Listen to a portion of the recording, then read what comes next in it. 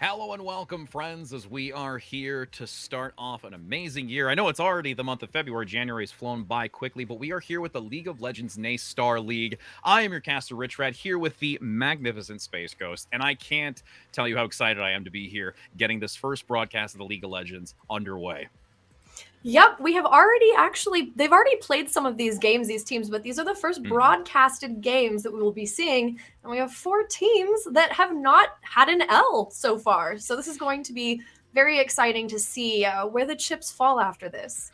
Absolutely. Somebody's got to, sooner or later. They're feeling confident going into today. But, you know, every now and again, you're just going to find them falling short. But we'll take a look at the schedule here so far as what we've got going on. As you can take a look, it will be Monday. That is typically Rocket League and Overwatch. Today, which is the glorious Tuesday of League of Legends, Call of Duty on Wednesday. And then Friday, CSGO. Taking a lovely refresher on Thursdays. But again, you need some time off between some excitement and games just like these. And honestly, as we do take a look at what the matchup is going to be for today, we can look at those 4 teams like you mentioned. None of them have had a loss so far.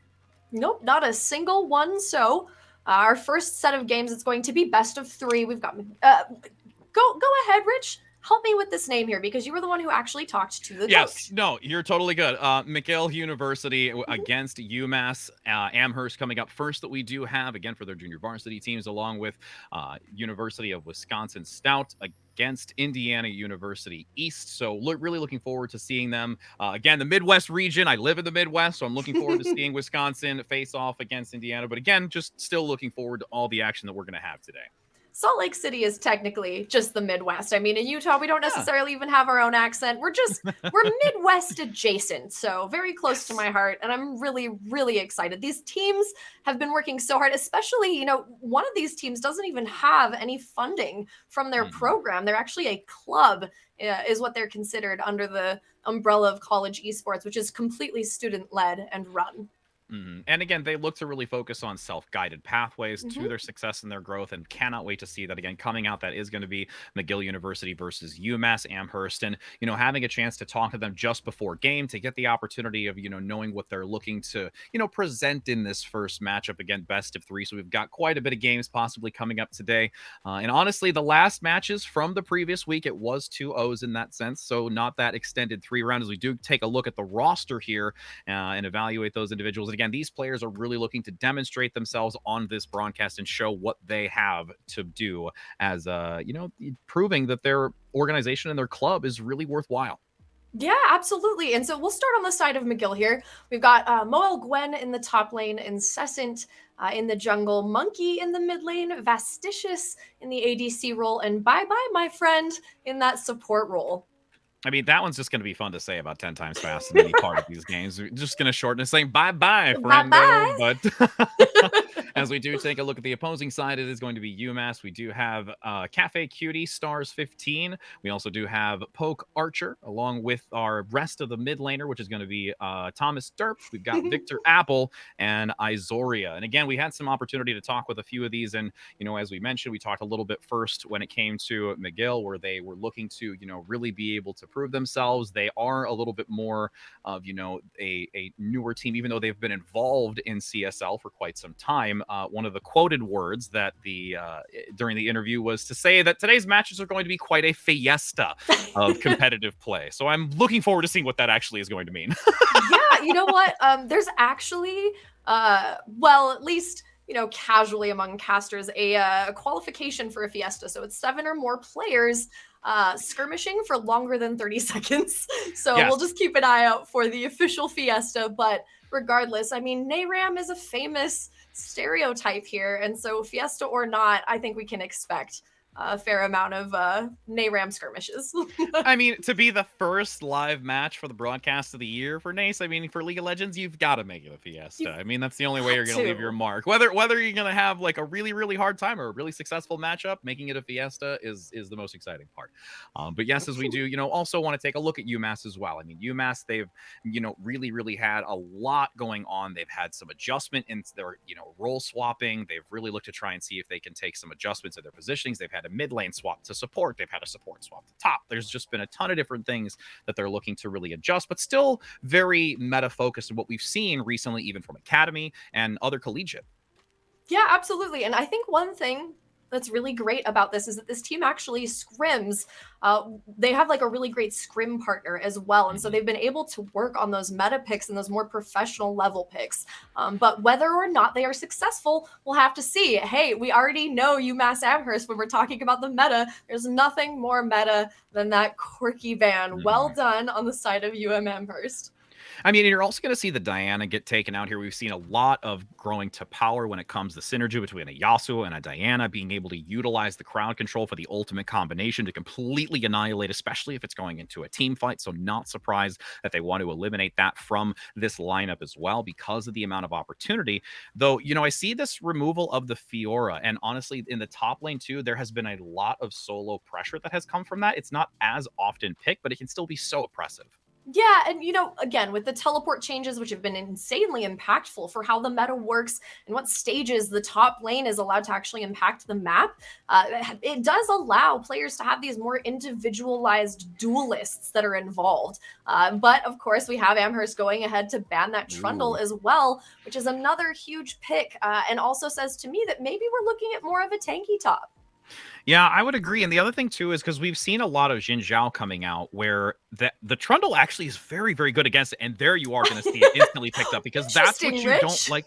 I mean, again, are you writing the script? I swear I'm quite the actor in my prior history, but I don't know about script writing. But honestly, at this point, the fact that there has been some serious competitive nature with the Trundle and the Xin Zhao able to remove that and openly go blind picking into it is a huge dominant play here from UMass. Yeah, absolutely. And again, they had very much focused on the fact that they have a great scrim partner, that they are working on that meta, and they're a little more evolved in terms of their tactics. I love that McGill was very straightforward about how they are going to invest in comfort picks, and they are maybe going to fall into the Fiesta pattern. That doesn't necessarily mean that chaos doesn't lend to success. And speaking of chaos, we have Jinx as the first pick for McGill, which honestly doesn't actually telegraph anything. And their bans as well are personally targeted towards the members of UMass. So it's hard to actually pick, it's sort of like playing poker against somebody who's newer. It's really difficult to get a tell on what they are picking when this is their first regular season. And so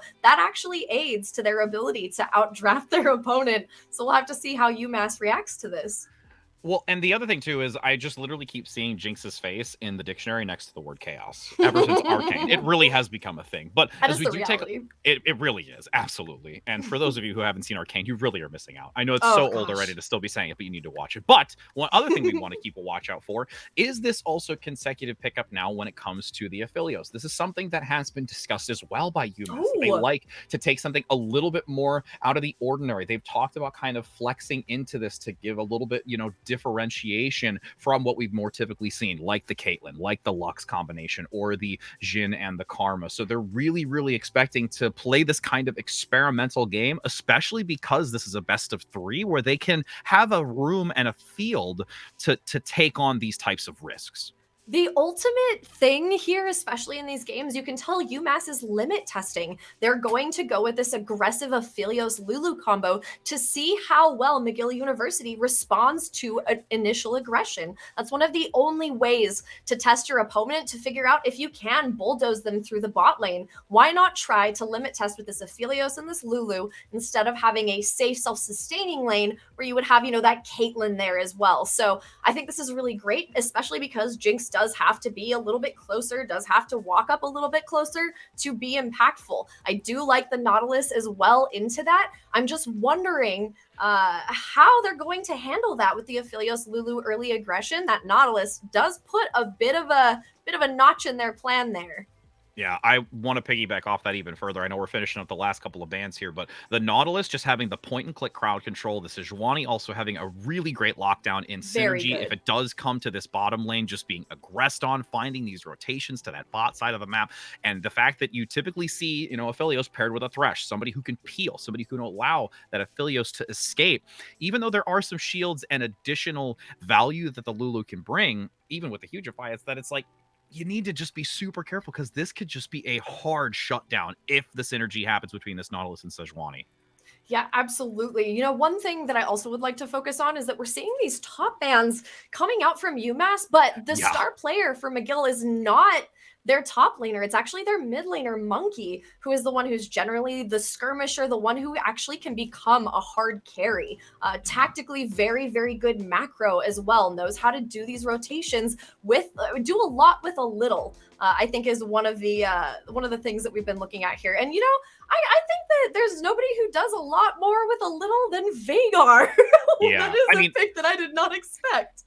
Now, the biggest thing, though, is we've seen a lot of individuals look to pick this up ever since they've had the adaptation onto the Q. The fact that you can get that extra stack when it comes to the AP off of a monster minion when you're utilizing that in this mid lane. Also, the reduction of the cooldown as a whole has allowed that mid lane to really, really snowball and be so much more potent when it comes to explosivity with that reduction in health. The closer they are, the more opportunity for that execute to come through. So I'm not really too surprised to see it. Again, it's something that has been, tested a little bit more. And I think because we talk about collegiate being a place where even before you and I started the cast, we mentioned about how collegiate doesn't always follow the strict meta that we typically see in the LCS or the LEC. So we get to see some flavor picks here. But I'm really liking the Syndra because honestly, that's one of the few mid champs that I like to play outside of Vel'Koz, and literally the Syndra makes me happy. So gosh, you really do have that mathematical geometric style of play. Do you like Zoe as well? Is that something that you I've dabbled a little bit, but there was a lot more math that I need to do before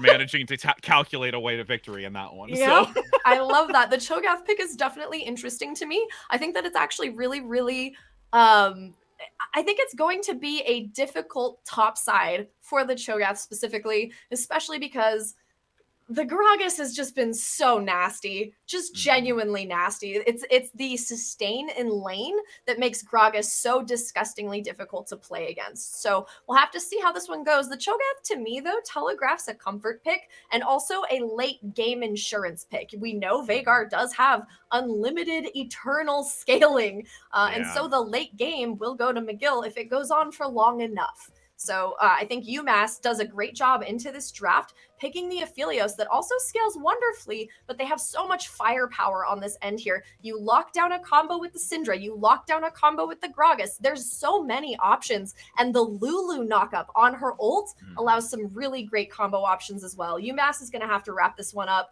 as quickly as humanly possible. I'm just looking forward to a long game where you can see that Veigar player just being like, unlimited power!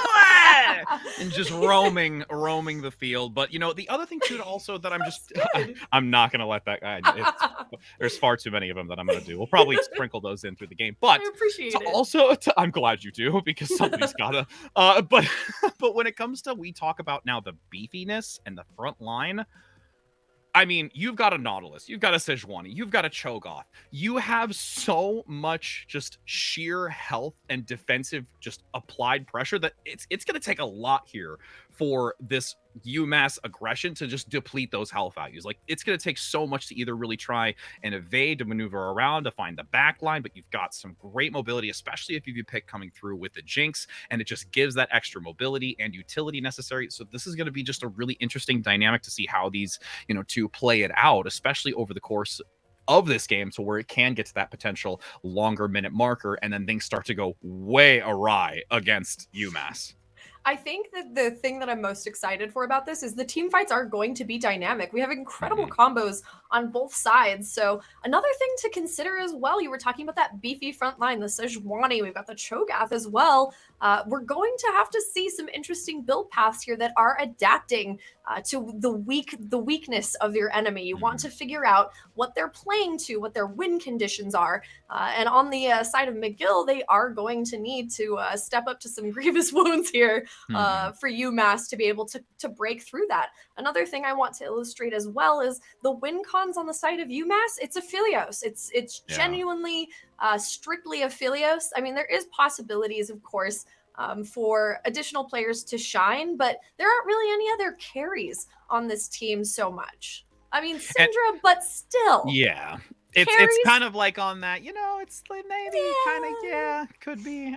Get a good scatter of the week and maybe things will change. So just she's the female Sephiroth, she's just got that chip on her shoulder. But her ability to carry is not quite as well honed as the Aphelios. I think they will be playing around that and playing to it.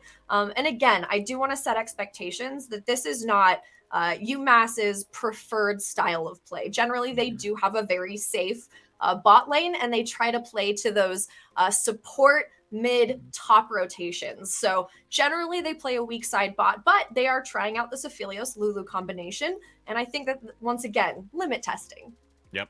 I mean, like, again, best of 3, you gotta. Game 1, just have fun. Game 1, have fun. Everything's made up and the points don't matter. Yep, absolutely. And then, going into the second game, all right, let's tweak it maybe a little bit and try and go back to our safety picks. But, I mean, again, with them also having the adjustment and role swaps, I think there's a lot of variables in addition to this. And I agree that they're going to be putting a lot of emphasis into that bot lane to make sure that the Aphelios is covered. And especially with the opportunity of how the Sejuani is going to play into that Nautilus, they're going to have to be very cognizant of what type of exchanges are going to happen in that bot lane to persevere through it and make sure that there's enough stability for that Aphelios to still gain the advantage necessary to carry them through the rest of that game. Yeah, absolutely. Another thing I'm going to keep a good eye on is, speaking of it being in the jungle, I also want to see how the rotations go for these supports. We did have UMass mention they do really like the support jungle synergy, which I deeply approve of. NA has some of the lowest support in lane stats time-wise in all of the regions, and that's been working for us. So I'd really like to see, I don't really expect this Lulu to get out of lane, especially if you're trying to win con and feed your Aphelios. But let's see if the Nautilus is able to get out of that lane and get some help on for the Sejuani. I think it's viable. I think it's a good strat. And you already know that Lulu is essentially stuck, keeping that Aphelios alive and helping him get ahead. So I mean, I'll be honest, when I look at my, competitive play and I look at those graphs and I see lane presence in Prio as a support player and it's really low, it's kind of depressing. So let's be honest, I know where I have to work on it. Hopefully we're going to see potentially some opportunities here for that type of, movement through, like you mentioned with the Nautilus, because I mean, we've seen some serious success with that Nautilus rotating into that mid lane and just being really, really present and being able to maneuver around that region and keep eyes open for lending into that opportunity and value that can be obtained to really put, UMass into a better position. Yeah. And, I think that if we had to pick, which comp I think has the stronger draft in the situation, it's only because we have that insider info from UMass about how they like to play their bot lane. So I would honestly say, circumstantially, McGill does have something. They have that fallback. They've got the late game fallback. It doesn't mean UMass doesn't, but there is a certain point at which McGill can get ahead late, even if they're behind the entire beginning of the game. And I think that's a great fallback, especially for a team that self-proclaimed does a lot of fiestas their first regular season. So being able to draft to your strengths and weaknesses, really good. UMass, they're doing something experimental. Like you'd said, limit testing. The first game, points are made up, doesn't really matter. Getting to know your opponent and downloading. So as far as expectations go, I don't want anyone to think that if UMass loses this game, that they're out for the count. This is very, very much limit testing on their end. And honestly, if you do see UMass come out with success, I mean, that's got to feel great. I mean, you're experimenting on these types of tactics and these compositions at which that you want to play a little bit more risky, out of your comfort zone. That just shows how well their ability to adapt is in these types of games and being able to expand what type of opportunities they can have as we go through this tournament week to week, where now when you're starting to go against those teams with upper echelons, can you potentially bring in these types of strategies that are a little bit more formidable for you because you've tried and tested them, whereas maybe your opponent isn't as ready or prepared to compete against something like that. That's a little bit out of the ordinary, where they might be so used to that meta play. Yeah, and flexibility is one of the big things in League of Legends is being able to actually draft to your opponent. And it looks like UMass is sort of ramping up to that. Like they want to try these new combinations. They want to try these new things so that they can have that flexibility later in the tournament. Whereas McGill is really just like, hey, this is our tried and true. Let's see how it goes. Let's see what happens here, and we'll make the needed adjustments. I am really excited to see what UMass does with the Aphelios. And again, like I said, even if they get stomped in lane, uh, they're not down for the count. And McGill, I'm so excited that they came to us with humility and they were like, hey, listen, we love a good fiesta. This is our very first regular season, and we're trying some new stuff, but our mid laner is the guy to watch. So you're going to keep an eye on that mid laner who apparently has a very good sense of macro, has a really good sense of how skirmishes are going to go. And I'm hoping that that's also the shot caller on that team. That seems to be the appropriate way to go. Yeah, what you have to have somebody like that when you do the divide and conquer, like the 1 and 4. You're kind of looking to have somebody in that centralized location to say, okay, like if there is something that's going to go, a little bit sideways or maybe not in the direction that you'd like, you've got somebody who can make a play like that. It's they commented saying that Monkey is really, really focused, a trusted player when it comes to these decision making moments, especially in the heat of battle, and are really curious to keep an eye on that once we get towards that later phase of it and we do start breaking away from that mid game into these team fights and what that's going to look like and how the potential divide is going to be for a split push, and seeing if that 4 or 1-3-1 can really be as impactful as they would like it to be. Yeah, and you know what?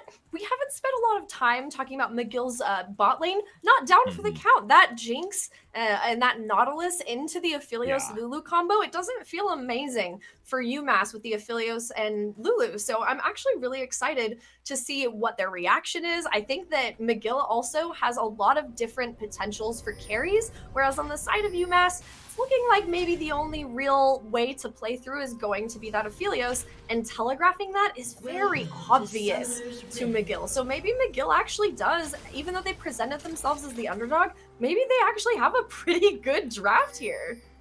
And speaking of excitement, as you mentioned, we're hopping into Summoner's Rift. We do have MU on this top side while UMass is on the bot side in blue, as you do have a very, very harsh engage and looking for this invade.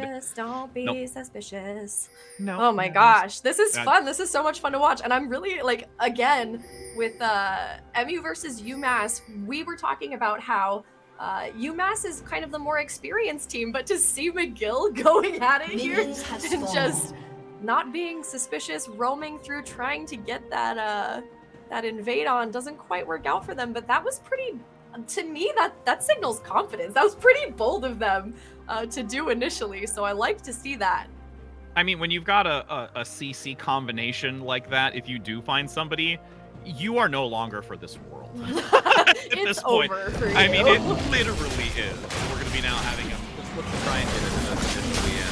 I mean, honestly, like you mentioned, big focus here on this podcast of it, especially because there was emphasis from MU talking about how they really like to focus on obtaining the first 2 breaks to carry over into that later phase where they can try and manipulate a little bit of the gold bounty to look for taking fights. And I just wanted to piggyback off more of how you emphasize that, Jinx Nautilus, because it is still very significant to take toll. Yeah, it's going to be, these first few minutes are actually going to be relatively serious. So we have the Aphelios out here trying to bully. This was the plan. Victor Apple really wanted to go and get, they already have control of this bush here on the bot lane. Taking that mid bush says, hey, you have to react to this war. You have to do something here. And the something that Bye Bye, my friend, is going to do is just hit them over the head. Yep, gonna get that stun, rooting him into the open space, still getting a lot of damage on this. Honestly, forcing back UM very, very quickly. I mean, UMass took a lot into that exchange, and honestly, Bye Bye's just gonna sit in this bush waiting for that follow-through because they just want to get the early execution. This is so, this is tragic, too, because you did everything that you were supposed to do. You were there early, you got the bush, but unfortunately, the matchup is really nasty into the Aphelios Lulu combo. You have to get that second level, you have to get your Glitter Lance, you have to be able to help this Aphelios farm, but right now, the Nautilus gets that. Dredge line does come through, but there is a quick retaliation. Has to force the heal, managing to back out. That was not the best of exchanges. Now you're going to have Poke looking to rotate around, and they're unaware of it. This is 100% what UMass needs to be able to get ahead in this lane. They are going to need this sort of consideration for the poke, but this goes over in flashes! Instantly gonna dive into the, knowing that there is no more mana for any sort of assistance. At this point, the pressure already came out to try and slow the momentum, but that was a quick pickup here, funneling that resource into that jungler to just continue roaming around. You would have liked to have it toss over to the Aphelios, but I mean, honestly, at this point, kill's a kill. Yeah, high value, extremely high value trade because it goes directly into their win con, the bot lane. And it's not even necessarily about Victor Apple getting that kill. It's just about taking them out, taking Vasticious out, putting them behind so they can no longer bully with the Nautilus in tow. So that makes them actually quite vulnerable and behind in XP. And more than anything, the XP deficit in the bot lane is going to be extremely painful for McGill. Incredible aggression on the side of PokeArcher. Knows exactly what their win con is. If he had failed in that lane, this game would be an extremely hard uphill battle for them. So good for them, props. I just want to catch you guys up. Incessant did try to get a gank up on Cafe Cutie Stars on the top lane there, but there was a ward there in that tri-bush on the top lane. Could not get successful, and also Incessant didn't fall for the trap and go for it, so a credit to them. Haven't seen the Fiesta yet. I'm not seeing Fiesta-like behavior coming out of McGill. Maybe they didn't give themselves enough credit. I mean, they didn't bring out the pinata yet. I mean, they don't have the sticks. They don't have enough candy yet filled into this pinata. It's just gonna have to take some time, but it might be a little exciting here down below with this. They do have acknowledgement though that Sejuani is there with a visual effect going into the armor. And a lot of position has to force out that flash, so does have to play underneath the tower. But again, they've at least got the summoner out of the way. And again, with not really having a support player like Fresh or others where you can peel a little bit more effectively for the Aphelios, that's going to be a really scary engage next time. Yeah, extremely scary. We're at level 3 here in the bot lane for the Aphelios and Lulu. That does mean that we will be getting polymorphs, which will help ease the pain, but it doesn't mean that that Nautilus is any less effective. We also have the traps on Jinx. Unfortunately, they are sticky as hell on the side of McGill. It's going to be an uphill battle even still with UMass, but McGill is also caught up in XP. So PokeArcher has his flash on cooldown, did everything he could for his lane. They're still not coming out ahead because the matchup is just so difficult. Now that we have Polymorph on the line, I'm expecting this Aphelios and Lulu to get a little more creative and a little more aggressive, or we may actually see more topside play. They may actually want to move to a different possible avenue here. There may be a dive coming up here on the top lane. We'll just have to see. Quite a few minutes still need to elapse before we're getting any dives, though. We're only level 5. I don't want to get too excited here. I know, right? We want to get excited because we just heard the word Fiesta. I think you and I are just both spent on that for what's going to happen. Absolutely. Blood and candy. Blood and candy. That doesn't go together well, but okay. There's this decent aggression, though, getting back into this lane, looking to really shove up front. You do have Victor Apple looking to try and get back into this, still behind in CS, just ever so slightly, since there has been a little bit more oppression coming out here from this bot lane of MU. And honestly, again, I'm looking to see how that's going to transition with PokeArcher back down to this bottom position after they look to try and get to this bot side for the last couple of jungle camps, just before potentially even leading into this Drake, because we mentioned before, MU really likes to take these Drakes early and often, and I'm curious if that's going to be where the eyes are looking next after. It's a fatal mistake to make here too as well, because on the side of McGill, if they push this lane in, they do have Poke, but there is that backup plan in Incessant, who is now hovering on that side of the map as well. They already know the action is going to happen in that bot lane. They are not as far ahead as they need to be. That Aphelios still can't fully bully in this lane, but they have so much sustain. So if this is a long, drawn-out skirmish and Incessant doesn't get there quicker, they can actually viably wipe out the Jinx and the Nautilus before Incessant can even really blink. So we'll just have to see what PokeArcher does here. It's a hard decision. I couldn't make this one myself, to be honest. So I'm just going to leave it up to the champs here. Ooh, there's so much tension on the map right now, but an incredible decision from PokeArcher, recognizing that the Aphelios not that far behind, not worth potentially wiping to a hovering Sejuani, and going back to clear. So Sejuani actually rotates over to the mid lane here, and Thomas Sturma doesn't know it. Are they going to try and move in to see if they can get the crowd control? They're going to go in aggressively into the center. Nice. Of course, the flash does get out of it, but again, Summoner down, and that's something to give a little bit more of an advantage here for Monkey in the mid. Monkey, who is once again the star player, as much as Incessant is going to try to play towards this bot lane just to annul the damage that PokeArcher is going to do, the real prize of McGill is going to be in Monkey. They really want to get that Veigar ahead. The only reason that Incessant is going to be going to that bot lane is for damage control. It's not to get them ahead. Vasticious is not, that the intention is not to stay ahead, it's just to stay even, which not only are they even, but they're doing a great job. They've caught up in XP. Even that first gank hasn't put them behind, which is not great for UMass, because UMass right now at this point in the game at 9-ish minutes, they actually want to be fairly well ahead, and they're really not. There's not a significant lead here. I mean, there'll be at least a little bit of a helping lead here for UMass getting this Drake, which again, we talked about how it was something that MU looks to emphasize first, but with that gank that moved into the mid lane, processing up towards that top half, they knew they had the window of time to do it. A little bit of a counter jungle here for the moment to try and strip away the blue and translate it over to see if they can get some value and clear this out to make it a little bit harder for PokeArcher to gain some additional value. That is already kind of painful for PokeArcher, who is going to have to make up the difference in a gank. If PokeArcher is not successful in this gank, that puts UMass once again. They are staying even toe-to-toe, but the point of this comp was not to stay toe-to-toe, it's to get that Aphelios ahead. I don't want to sound too harsh, though, because Aphelios scales very, very well, so there's no need to quite panic. It's just the first stage of UMass's draft, the utility that they drafted for, the reason they drafted, it's sort of fading off into the background. They could have gotten a really good lead, but they are not going to be able to depend on that. Meanwhile, Incessant is putting in the work, and I'm actually very impressed that despite having their bot lane being bullied by PokeArcher, there's no sense of urgency. There's no misguided rotations to the bot lane. So McGill, I think they undersold themselves, because I'm seeing some very incredible instincts coming out of this team. See the Rift Herald pick up to here as well to see that they can use it towards this potential top side even, just to try and get the advantage. I know. Do you like how I stopped to let you talk because I thought maybe? I know.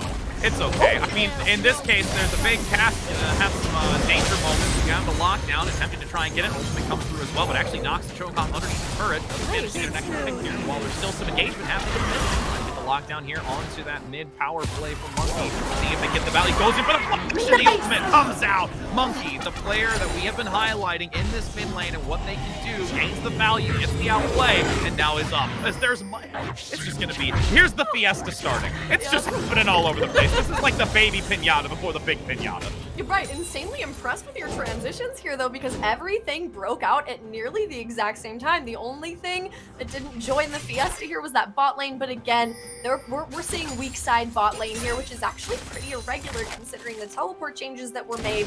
It's actually pretty uncommon to not be playing towards your bot. We kind of expected a little bit more aggressively, but teams are dead even despite some very ambitious plays on both sides. We've just seen, like, you know, we're almost reaching a state of glory here. Meanwhile, Monkey just carving out the path for himself. He doesn't need his jungler, he doesn't need anything but skill against Thomas Derp on the Syndra, and I like that. I love watching a mid laner who's strong, independent, doesn't need their jungler, so I think that's definitely the lane you want here. I mean, at this point, you aren't really going to get the support because it's always focus bottom. Third, potentially the charm here for PokeArcher, going to look for the outside, and maybe get the pick up here as they start to pressure forward. Does have a nice lockdown, does miss the dredge line, has to force the flash. When it becomes under, not be able to do it. They're going to get the chase underneath it. They knock up the Nautilus, has to force the flash. Bye-bye is definitely saying farewell. You have some follow-through damage. Victor Apple gets the execution. Nice! There's the double, and this is where you funnel your resources. And once again, the Monkey tries to get another. This complete 3-to-1 collapse onto the mid lane is going to be nutty, where it's Thomas Derp wishing that they had some kind of saving grace, but they are not going to be passing go.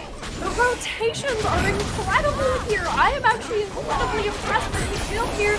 Both teams are fulfilling their win conditions at the same time, which means that ahead of us, we have a stacked game. We have an actual competitive, exciting team fights with both of these combos because both teams simultaneously, nearly within seconds of each other, fulfilled their win conditions. We saw Monkey getting another kill. And then we also saw that Aphelios get a double kill. I would argue that UMass is in a slightly better position, but that's results-based analysis based on the gold, and it's already even, baby. McGill coming ahead with just the slightest advantage in farm thanks to Vasticious on the bot lane there. So the individual play, I'm really impressed with the individual play on the side of McGill. I think that we have some very good individual pieces, and they don't even seem to be working in spite of each other. A newer team like this, it's their first season. Normally you see some very disconnected plays, but I'm seeing a lot of cooperation, a lot of really impressive individual play. I mean, and that's what we love to see on the first broadcast, because we're going to give you the highlights for all those tuning in and watching. We want to give you the best action possible. We now do have potentially a stun up top. And again, you even talked about this earlier, where we were actually before broadcast, where it was most likely the top kingdom is now like a top jail. Yeah. And at this point, that's literally what we're just watching. This is literally jail cell rock. I mean, come on. Two titans just like slowly punch each other. But the fiesta is about to happen. We're seeing everybody posturing towards this fire drake. Wow, my brain just went off there. But here it comes. We know that UMass really wants to prioritize these, and McGill is already in it. They're gonna burn it down so fast. Ooh, yeah, they were able to. There was an attempt by Victor Apple with the ultimate to see if they can get some kind of opportunity. Big damage coming through, especially with that flamethrower area of effect damage. But again, at this point, they have lost that Drake, so it's a 1-to-1 now. So at least we do have it spread evenly and have acknowledgement of what our Dragon Soul is going to be. Yeah, I really love, by the way, the zoning that Monkey did there, putting his page in between so that they couldn't even step up on the side of UMass to even get that Drake. So kind of putting a little bit of a notch in their plan there on the side of UMass, who does favor those dragons. Is that attached directly to their self-image? I don't know. Sometimes teams really do put a lot of stock in these objectives, especially in NA, but I still think that UMass has something really good here. No need to panic, great scaling, but Monkey, oh no. As the Predator coming in, the movement speed is high, does get the pick up here swiftly and easily as they hyper-focus now onto the turret, open that up to give some expansion, as there's actually even some harassment here towards blue, managing to get the lockdown. Thomas Durf already having the disadvantage with a 2-kill loss here earlier, and manages to escape and forces out the flash. And this harass is going to continue on into the mid-game. It is looking really good for McGill. They have such a good handle on where they want to be and what they want to be doing at any given time. Whereas UMass, again, we talked about how this combo, more limit testing, wasn't successful in the early game. We saw them telegraph that they wanted to be aggressive, but bye-bye, my friend. And Vasticious have a really good handle, and they knew that they had the matchup. They knew that they had won the draft in that regard. So not great, but again, these teams are going toe-to-toe. I think we're going to see some very good late-game competitive team fights. They both have the tools to win. No team is out for the count. I just think MU has a better handle on their comp, and that's because they had picked to comfort, whereas UMass was picking something that they had professed themselves. This initial early aggressive lane, not normal for them. But the Aphelios still, despite this not being their main comfort, Victor Apple looks incredible on this Aphelios and is laying down some very concerning damage. If they can get a combo off, once they start team fighting, if you include the Syndra, if you include everybody, things are gonna get nasty, and hey, maybe I'll get my wish here in a minute. I mean, let's see. Got a dredge line landing. Hyper focus is going to change slightly from the Rift Herald, but they're still wanting to pick this up. A heavy rotation now. The mid lane bot's going to be able to engage it. The Fiesta, the Pinatas are here. You do have it, managing to get the stun onto the backside. You do have a knockup as well with the ultimate coming into the backline from Victor, locking him down. And since as to go over, does actually get bounced back from the cast and looking to leave Monkey all alone. The shutdown is there, collapsing even further.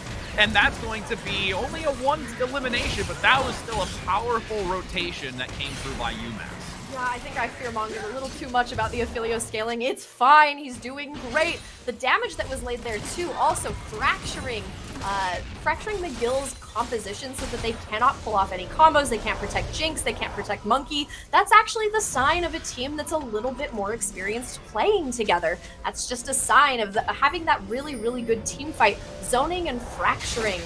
Like I said, sign of a really good team that trusts each other and they kind of know how to execute those team fights, whereas McGill needs a little bit more practice on how to engage and how to protect their objectives. So this is kind of to be expected, but I still am getting really good vibes coming out of McGill. But UMass, that team fight really signals some dark things for McGill, because the way that team fight happened was, that's how you want to see it. That's 100% what you want to see.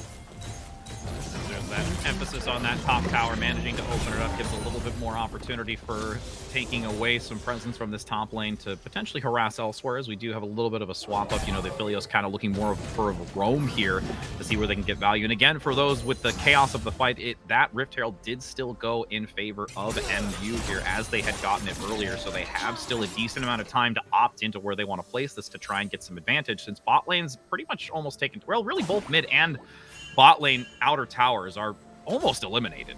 Yeah, unfortunately, watching the Aphelios kind of path up top just changes his mind. He could have been pushing the mid in, which would have actually secured the dragon for UMass. You get that priority. It's already in bot lane. You could have gotten it in mid. But listen, hindsight is 2020. They are now going to have to fight for it. There's going to be a little bit of a prolonged fight. We see a TP coming out here from Moel Gwen as well on the Cho'Gath. This is going to be dicey. It's going to be a little bit scary.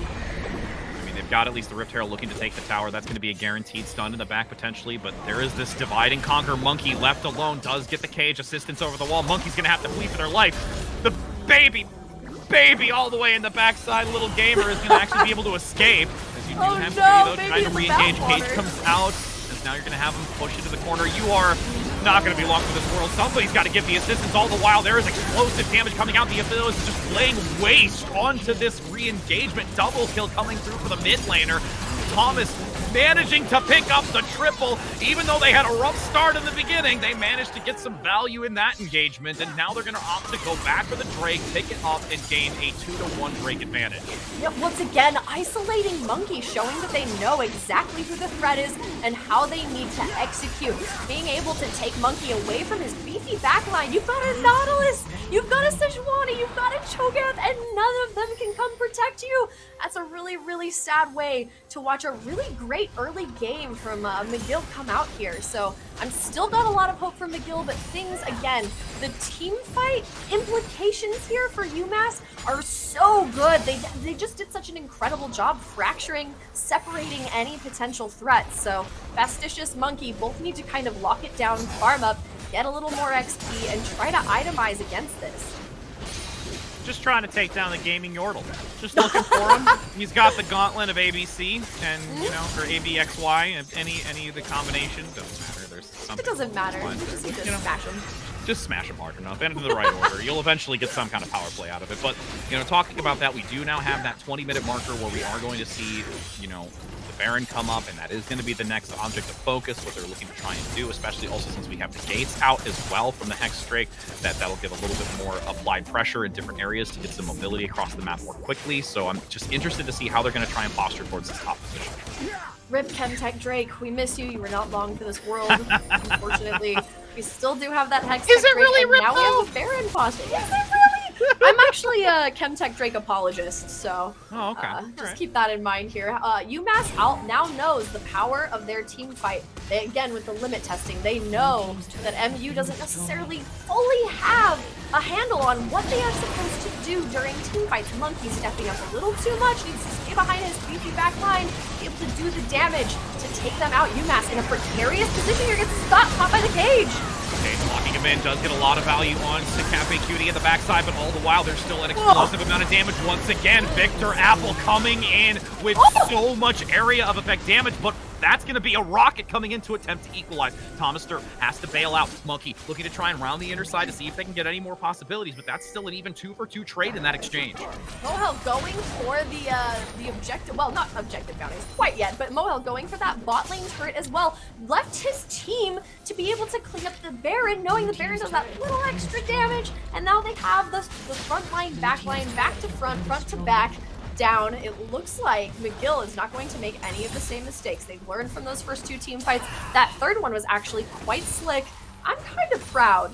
Even though they sold themselves as underdogs, which may be a PR move, I'm feeling pretty good about where McGill is in this game. UMass still doing a good job, but maybe got a little too confident over at the Baron. So now it's just a matter of gathering resources, and we've got a dragon coming up on the map in just a little bit here to cause some drama. So 2 minutes and 13 seconds, we're going to see posturing for this mid lane. If you can push out the mid lane, you can push out the bot lane, you can have that Drake with very little contestation. So we're at 2 minutes and we're already posturing for the dragon. That's how important these objectives are. Yeah, the control around that Drake is going to be so significant. Again, it isn't Dragon Soul, so there is still one more that if you do have to have MU give it up for the moment, this is the last one that they can opt to do. So it's going to make them feel a lot more comfortable knowing that they at least have that as a safeguard. I think that split pushing is honestly the answer here for UMass. I think giving that one up is actually probably completely fine. You're able to go through and get ahead in ground, and then you'll just have it later. But Thomas Dirk goes in with the double stun, managing to land it. Thomas Derp in the back, super low, but unfortunately, you're going to say bye-bye, my friend, indeed, as you've got the Nautilus taken down, had to body block as much from Poke Archer, and once again now making it a 10-5 scoreline, looking to try and press and harass this mid lane so they can finally eliminate the turret.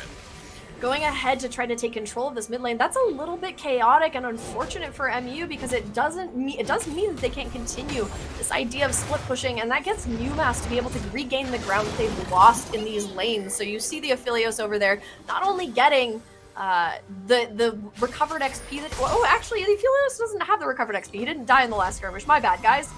You've got the Aphelios there just pushing that lane out, making sure they've got the ground, and now the dragon is on the way to spawn, but the first people there are McGill. I think that this is actually a vote of confidence for UMass, knowing they've done such a good job with these team fights that maybe they don't need to be there first. And they're going to look to try and make sure that they eliminate as many wards as possible to remove the intel. Because they're even going to get rid of a couple of blast cones just in case. TP actually comes through. Bye-bye needs to be careful, though, as they don't want to get out-positioned. As now there's going to be engagement into the bush. You're not going to want to go into that darkness, as it's going to have a hard repercussion. Capping Cuties gets one, but towards the Drake, you're now going to see bye-bye. Attempt to try and lock down Victor Apple is actually going to get harassed once again. The Syndra Orb comes through, evasion of the Death Rocket, and now you still have the advantage here. It is a one-for-one trade, but you really still have at least some decent engagement here for MU. Yeah, MU still has, they have an option. McGill absolutely could go for it. UMass, oh, they are actually hovering. You've got the threat of the Syndra here on Thomas. Oh, the cage! What a triple lockdown, managing to completely shut them out. But again, Victor Apple being the MVP in the back, trying to stay away to give some kind of assistance to those up front that are locked down and now in the gray screen.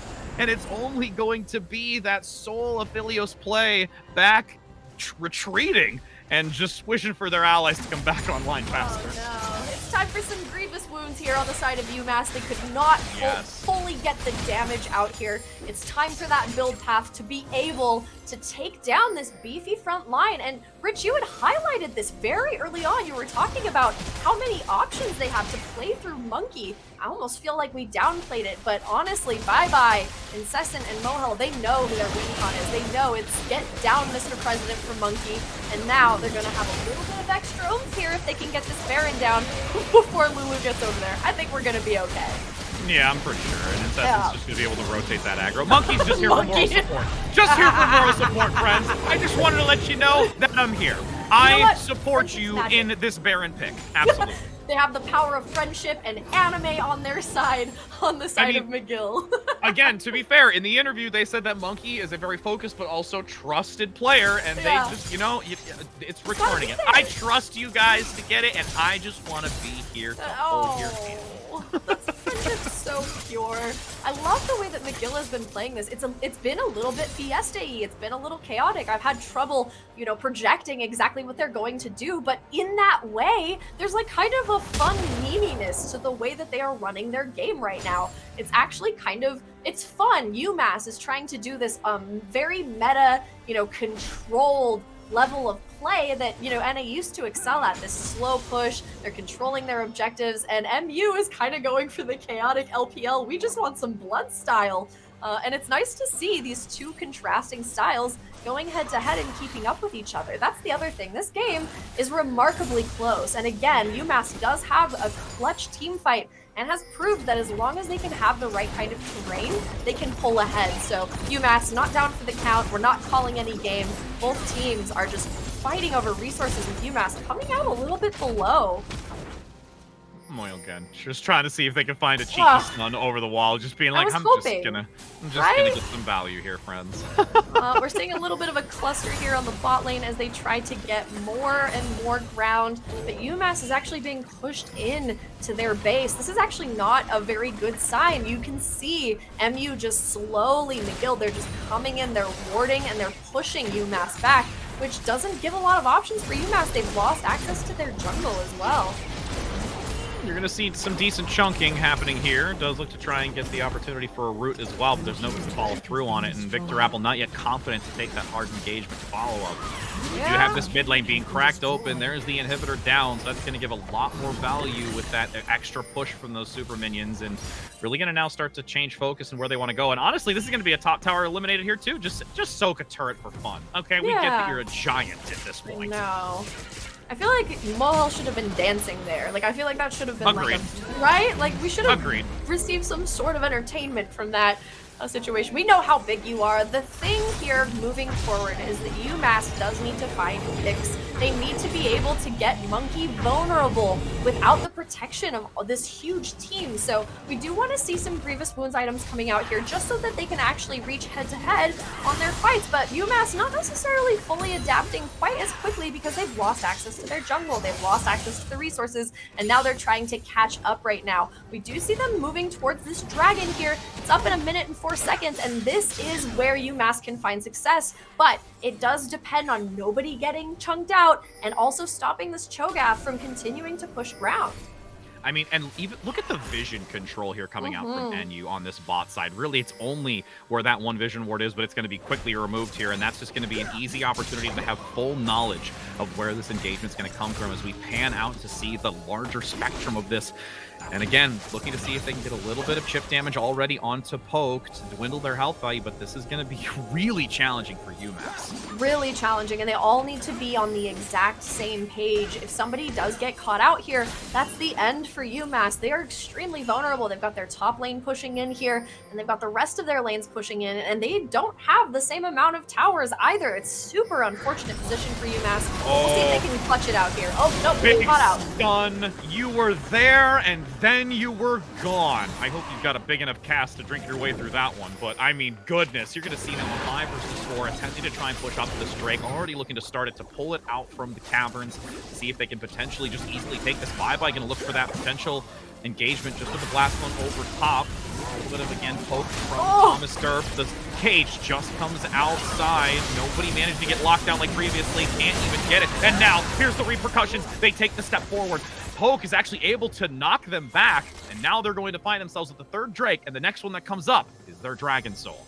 Oh, this is so good and so dynamic. UMass really did the best that they could, but the zoning power from Monkey is actually disgusting. And then you also have the zoning power from a giant Cho'Gath, and then you have a Nautilus that can, if you step forward too far, that's the end of your life. You're the one who gets chunked out, as we saw with Cafe Cuties on that Gragas. Everything is working as intended. I like how they walk up just to push those lanes in, take control, clear the jungle, and then they decide to go back. That's a pretty stylish move, not necessarily economically efficient, but it does say that McGill feels pretty good about the state of the game. UMass still not in a hopeless situation. They have an incredible combo and an incredible team fight, but it's just a matter of getting on top of Monkey and getting on top of Vasticious. If you can kill both of those people, then you just have 3 tanks essentially sitting there. So we'll just have to see. Monkey is invariably the win condition on the side for McGill still, which is difficult. When you've got a single person as the win con, there is still that one weakness,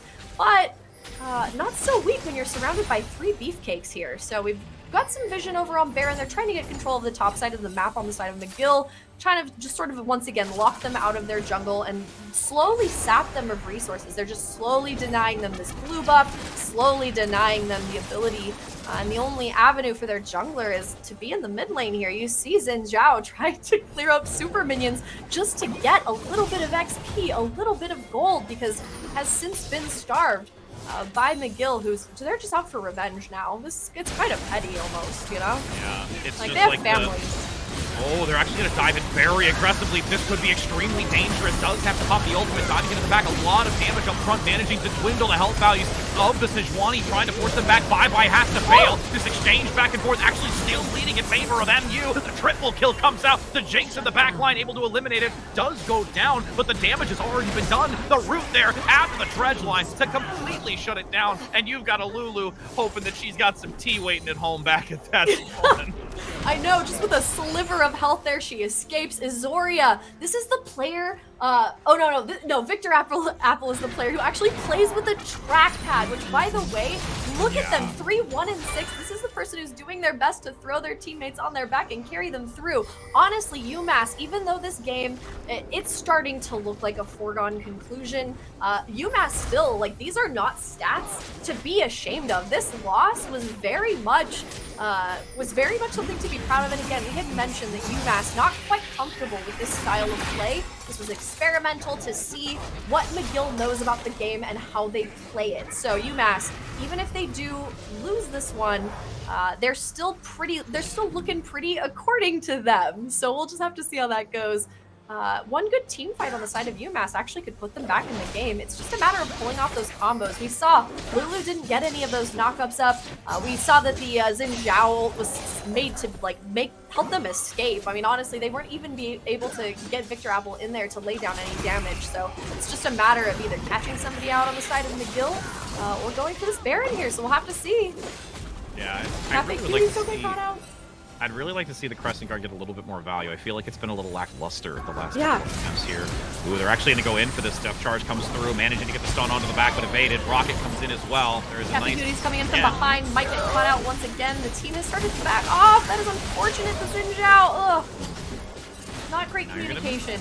Nope, and you're going to now see Poke look to try and just escape. And again, this is really just going to be a free Baron. They can't really go back into this confidently, and you've lost such a significant player in this, and now attempting to try and get back into it moving forward. My friend does get, again, that hook onto the front position, managing to lock them down very low. There is the cage again to give some distance, but there is a Scatter of the Week that gets a nice stun and an elimination as well to make it a 4 versus 4. Recovering that health there, and it may not be viable, but these teams, they may not be able to get the Baron, but they sure can slap fight their way to supremacy. Thomas Durf! Scatter of the Week comes in to get a beautiful follow-up onto the back line. Now they're just having to bail. You have that long-range poke as well coming out by Victor Apple, and they can potentially look to clean this up, try and see if they can get the re-engage. That's a big health value gain, though, with the Sejuani recontesting back into this. Neither team can really go for it. My admiration for UMass sticking in this, getting those picks, circling like sharks around McGill for any weakness that they can actually get there. Their team fight is impeccable. It's just the setup that is really lacking for UMass, which again, they warned us, not comfortable with this. We're at the Hextech break here now. Has to re-engage this and need some assistance. The backline finally gets their Victor Apple pummeling on this front line, attempting to dwindle the health low enough that they can get the execution. You do have that return though. The Jinx play in the back being harassed. The Syndra gets the elimination, and now the front line is dwindling. The health is exchanging one after another, but this is a beefy Cho'Gath looking to continue consuming their enemies and just completely eliminating all that remain. You do have Cafe Cutie leaving. There is no way that you're going to be able to re-engage. Just trying to just get a slow to get some distance. All the while, the mid lane is still pushing with Monkey not even needing to be there.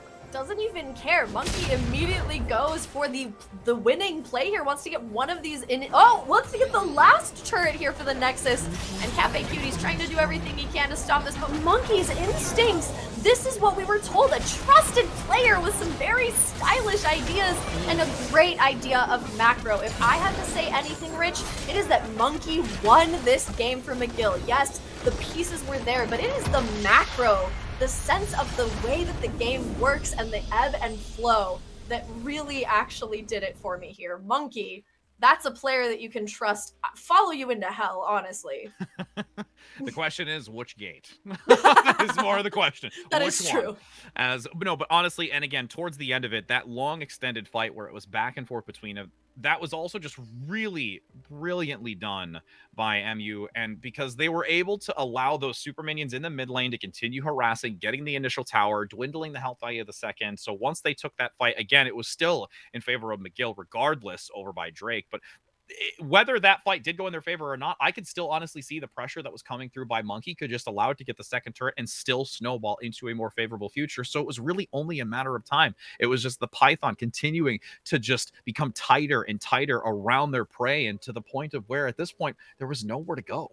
Yeah, I almost feel like I got faked out from an analysis perspective. Of course, it's on the fly, so it's impossible to tell. But honestly, McGill was so subtle in the early game. They really were just really controlled, very patient, waiting for that later game. And then they just trapped UMass. Like you said, that Python there just started to slowly wrap around UMass, even though UMass had some very, very admirable team fights. Unfortunately, even though I think we only saw a fraction of McGill's power, we know that we've only seen a fraction of UMass's power. So the next game, I expect it to be even closer unless UMass is hiding something very serious under their collegiate team here.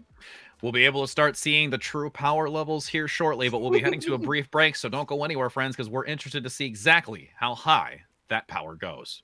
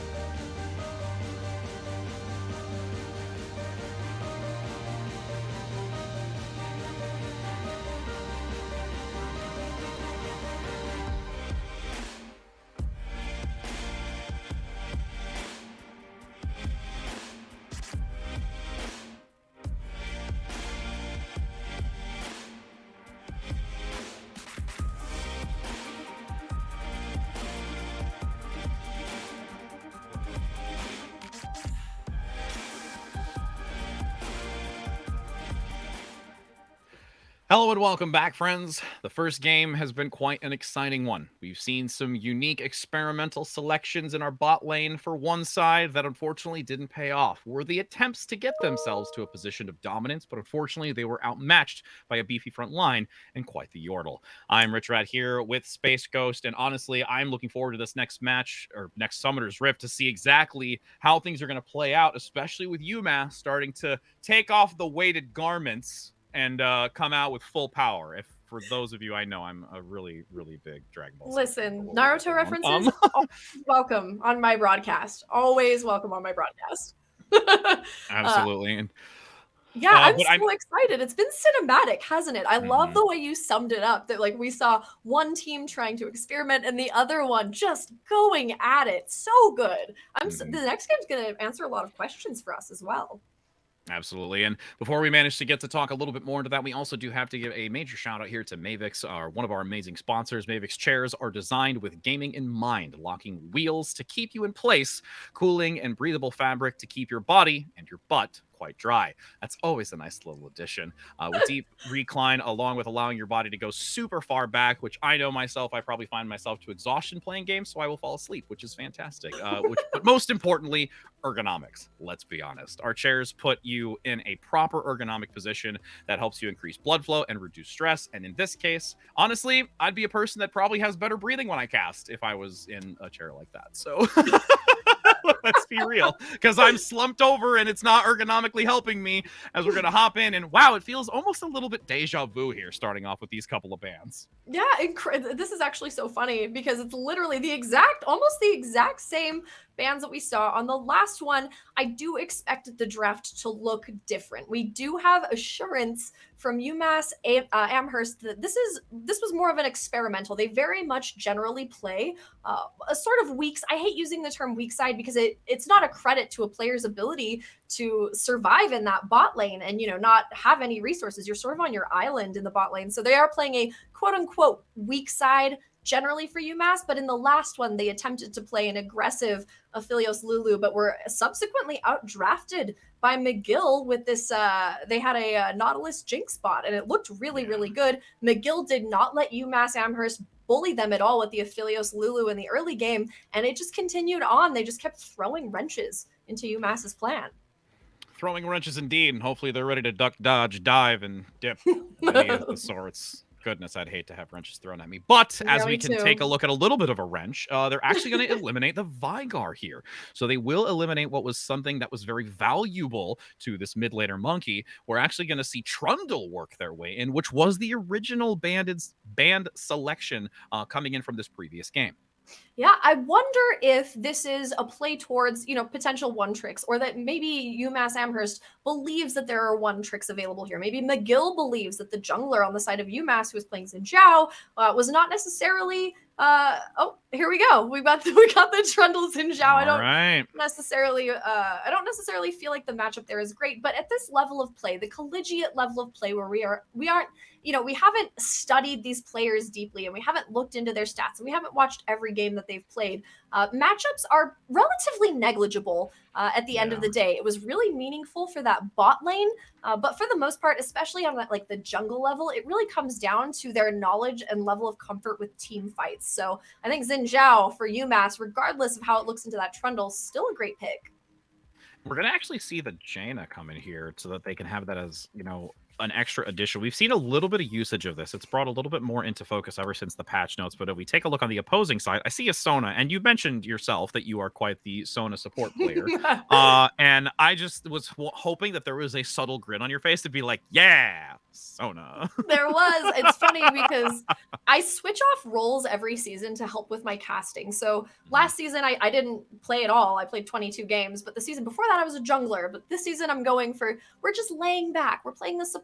So I actually main both Janna and Sona, and I'm really excited to see because we do have a cheese pick. We can have a double enchanter bot, which is one of the cheesier picks. Not necessarily as viable as it used to be, but we could potentially see it. McGill does seem like kind of a meme team. They do seem to have a lot of fun. I bet that they were laughing and having a good time in that last game. The Janna top with the smite is another thing that is really interesting, taking advantage of bounties. I don't know if we're going to see that. I would be both shocked and impressed if UMass Amherst was able to pull off that, especially considering the last patch.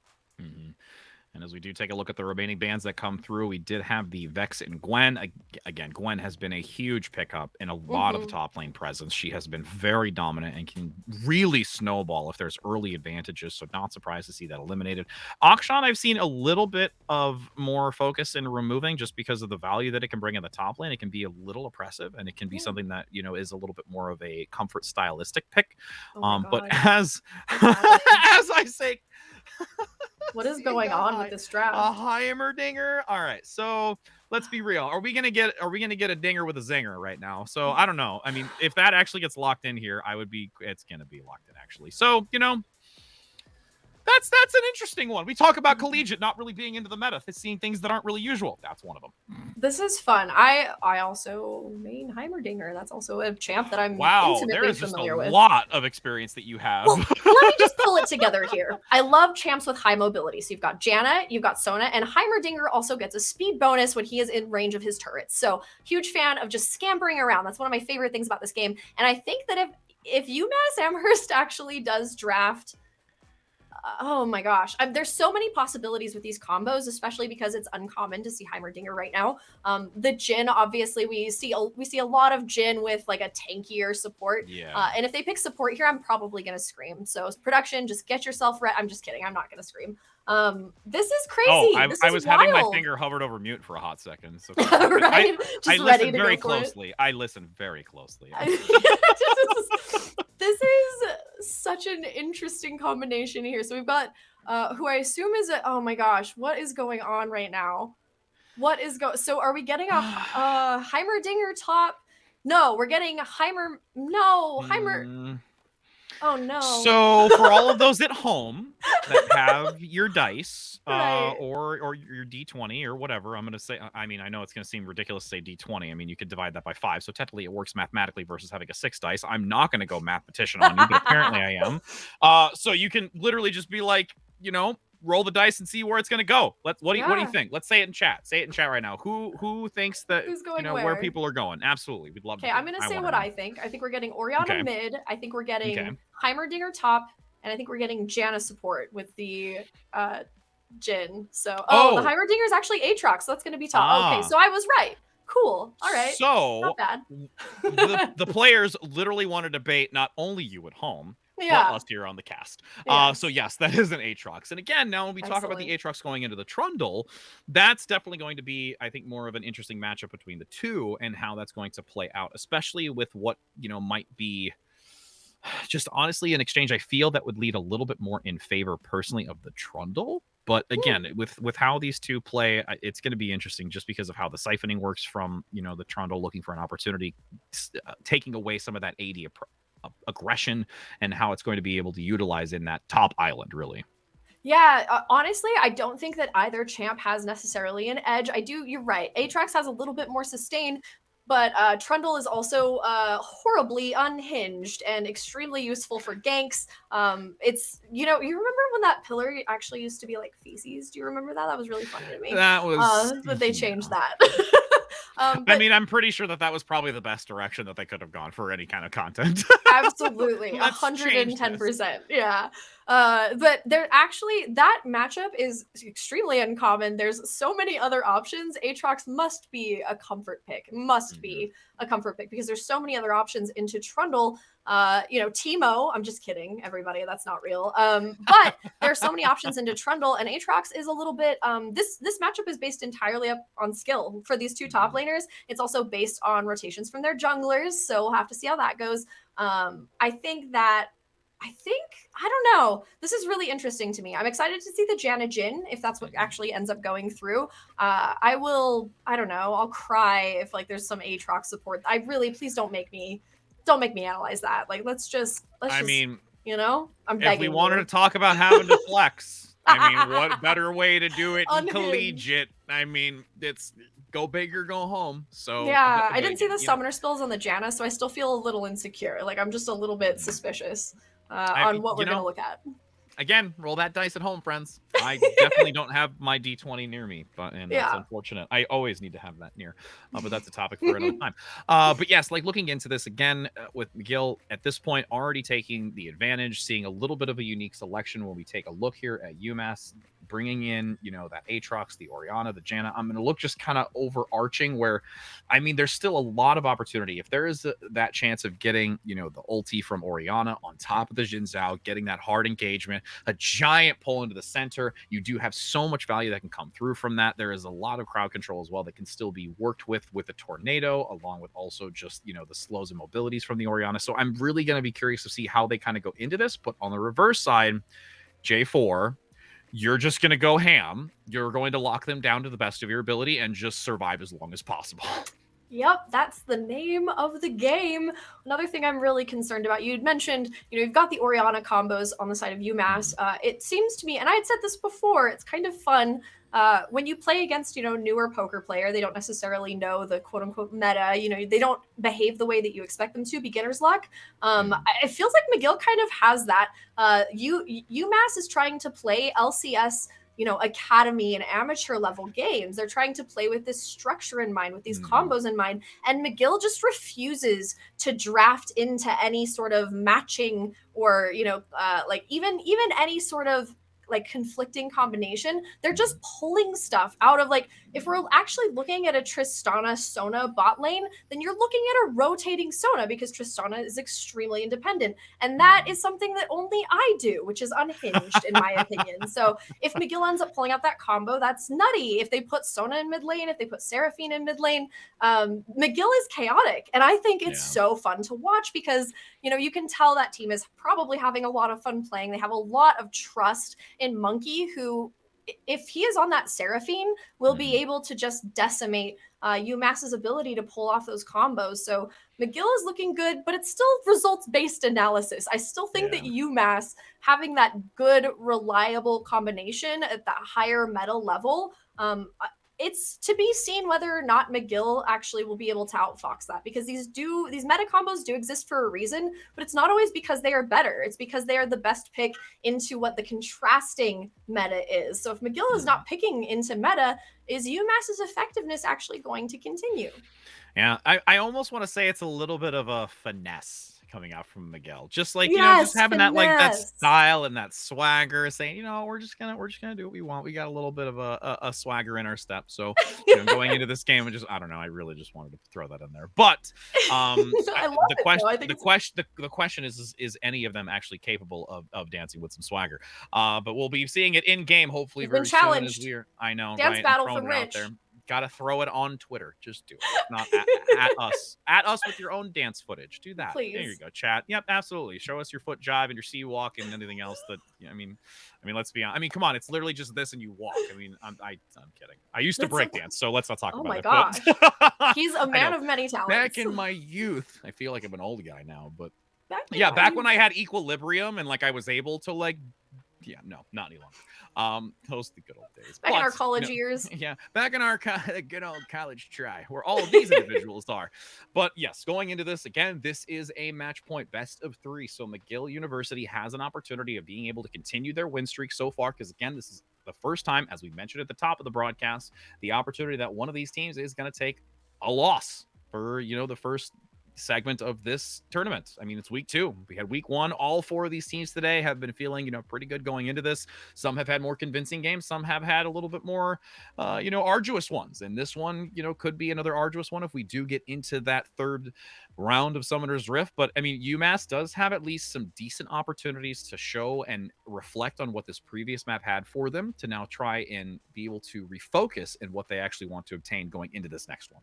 You know what? I think that's great. I think that one thing I do want to liken both of these teams to, when you talk about different objectives and how they're going to capture their win, McGill, it's so funny. McGill plays very much like a classic trolley amateur team, and UMass Amherst plays very much like a well-buttoned up academy team. You're learning the fundamentals and you are learning the meta properly so that you can move on to LCS, whereas McGill just has this chaotic, interesting, very individualized type of play. And I think that actually plays very well into the stories of these teams, where McGill is student run purely by their own funds, their own passion. It's the difference between a club and a program. So McGill has a club, which is a student run, and it's not funded at all by their university, whereas UMass has an esports program with a director. Generally students have plans to make sure that they get their studies taken care of while also competing. Way more structure. So I like that UMass is laying down this very proper foundation, but in the face of McGill University's passion, they're literally playing for the love of the game. They're just playing because they want to, and that's the power of friendship in anime. Sometimes you just do it. Sometimes you just do it because you want to do it, and that will see you through. So we'll just have to see. Both both styles are great. Both types of approaches are great. And because of that, we're seeing really close games. Leaving footprints in the sand of the pathway of success. Something along those lines. That's what you'll have on some like inspirational affirmation card in the morning or something like that. I'm full of them. It's terrible. Oh my gosh. There's 2 sets of footsteps. Okay. The 5 Right. actually. Yeah, right. I mean, there's a lot of them at this point. Then they're going to bob and weave and they're going to be like, am I going to walk instead of that person's footsteps? Is there really that many? We're going to go Oh my there. gosh. It's going to happen. And then, the water will just come up onto the sand and then they'll like every league game ever. Absolutely. It's there and then it's gone. And then it's gone. And we just don't talk about it. No, we really don't. But what we are going to talk about is transitioning into this next Summoner's Rift, where again, we do have MU leading already 1 game so far, as we will look to see if they're going to play as aggressive as they had before. They didn't have the Nautilus this time around, so I don't foresee them being as aggro like ships in the night as we saw at the start of last game. But, they're still going to look to posture towards this top half position and maybe see if they can find something. Aatrox is a vulnerable target. Super vulnerable, just standing there in that bush, decides to just walk away. Cafe Cuties seems to be the member of UMass that struggles a little bit, but we do know that they had actually swapped lanes as well, so it's really important to remember that these are college players. We are learning, and this is their first official season on the side of McGill, but it's also just the first season of the year for UMass. So giving these teams the opportunity to learn in these tournaments is really, really valuable. Lose is improve. And whether or not UMass comes out successful here, I love how structured their esports program is. I love that their fundamentals are very much intact, and I am extremely disappointed in McGill for going double enchanter. But, I am not their parents, and I can't tell them what to do. However, Monkey... You can shake your finger at them quite aggressively. Yes, I absolutely can point my finger at them. But Monkey in the mid lane on this Tristana is going to be a split-pushing bounty, taking advantage of God. And unless UMass can do something about that, the pace and the flow of this map will be dictated by MU, which is an ongoing problem for UMass. They have got run around the map towards the end there. They held on very well, but then they started to let MU dictate where they would be, and what they would do. And so I think it's really important for UMass to stay ahead and keep control of this map. And it's really easy to lose control of a map when you've got a Tristana like that. Looks like we're going for a full clear on the Xin Zhao there. Oh, nope, we're not going for a full clear on the Xin Zhao, but we are going for those Krugs on J4. King of Demacia? Is he the king of Demacia? Yeah, I would say he's a king in this game. I mean, yeah. Let's be honest. I mean, I thoroughly enjoy my rare occasion of playing J4 and flying and dragging to any engagement. But, yeah. I mean, just to build on that too, you've been talking, you really mentioned it with this, double enchanter. And, I mean, I'm so focused on how this is going to play out when you're going into a Jhin and a Jaina and what that's going to look like in the long run of this laning phase. They are at a disadvantage for the moment, but the amount of utility... flag and drag there from Incessant on Thomas Derp. Forces out the flash. Instantaneous value, looking to get that again. Still trading a decent amount of health value, not really losing too much, but that summoner spell is so critical to get out early, especially if you're going to have that rotation back into mid at a later time. Yeah, Monkey getting ahead in this is going to be a nightmare, once again, for UMass. A very, very uncontrollable split pusher. And then when you add one of these mobility lending enchanters who also can peel and can also protect. I mean, Sona's got a slow. We've got Seraphine with a double slow. It's pretty terrifying that Monkey, this entire comp built around entirely Monkey. Nobody else can carry. Nobody else can do anything. So UMass would do well to shut down Monkey as hard as humanly possible, because that is going to be MU's plan. And if they can snowball into it, it doesn't matter how this bot lane does, because pure utility doesn't really require a lot of itemization, doesn't really require a lot of XP. They literally just have to be present and be there to provide that utility. Speaking of utility, in the bot lane, when you have 2 enchanters with that utility, the amount of damage you can do front-loaded is actually ridiculous and very much, as you can see, sort of not taken seriously. The power chord stacking plus the voice effects on her stacking on Seraphine, where she stacks her Yeah, anyway, sorry guys, we're on the top lane now. As soon my brain is like a hamster's right now. This is my first cast since October. So as soon as the camera changes, the thought's gone. The train has left the station. But ooh, shiny. Yeah, ooh, shiny. Top lane's literally just there, especially on the side of McGill, to just provide emotional support for the Tristana. Monkey is going once again to be the main character here, but UMass has a bunch of different avenues that they can go through. I love the combinations. The Aatrox can pop off in a terrifying way, where Victor Apple, who, by the way, plays with a trackpad, does an incredible job, will have to take advantage there. There is a little bit of a decent exchange, though, and then also just something to really take, you know, awareness of is that adjustment with the patch note that came out for Jaina. That Howling Gale just moving so quickly and has to be super aware of it, and it's a lot more opportunity to catch your opponent off guard and getting those nice exchanges down below, but still has to be pretty aware of that poke that's coming through from this bot position. Yeah, I'm a little bit, I'm not necessarily confused, but I do like that UMass is actually giving the double enchanter combo the respect that it deserves, because a lot of people, the problem is that they see two squishy enchanter champs and they think they can't do enough damage, which is not true. The combos on those two champs together can take out pretty much anybody from levels 1 to 6, so really, really careful situation there, making sure that they stack some health, they get some pots, so that they can help them run out of mana. UMass will just have to outlast and be patient with this combination here. And, you know, if Victor Apple does start to get ahead, if Janna is able to make the proper rotations and get ahead in XP as well, then they can farm this bot lane, but it doesn't necessarily signal the end for FU either. McGill just needs the utility. They literally, it's just like Orianna. If Orianna loses lane, not a big deal. You still have Shockwave available. So, interesting win cons on both sides. Cafe Cuties going down. Flash re-engage does manage to get it. The Ignite will secure it. There is no way to come back into this, but there is a beautiful rotation coming out from Thomas Derp, acknowledging that and able to pick up a kill for themselves. I like to see good rotations on both ends there. Cafe Cuties has been having such a hard time, has genuinely been just doing their best, had a really great lane phase last time, but had a really tough time with their engages. UMass definitely needs to include Cafe Cuties in the communications that they have when they start to decide which engages they want to go for. I think that that's going to be the key to their success. If we can see this Aatrox get a good, you know, a good back end teleport. Oh nope, he took Ignite. Never mind. I'm not gonna be mean about that, but I just want you to know I also don't approve about. I don't approve of both of these. Don't approve of any of these things, to be completely honest. But I do like the mid teleports as well. I think Monkey is going to be a problem. I think that we've already kind of passed the part where we can really punish that early on. So UMass love dragons.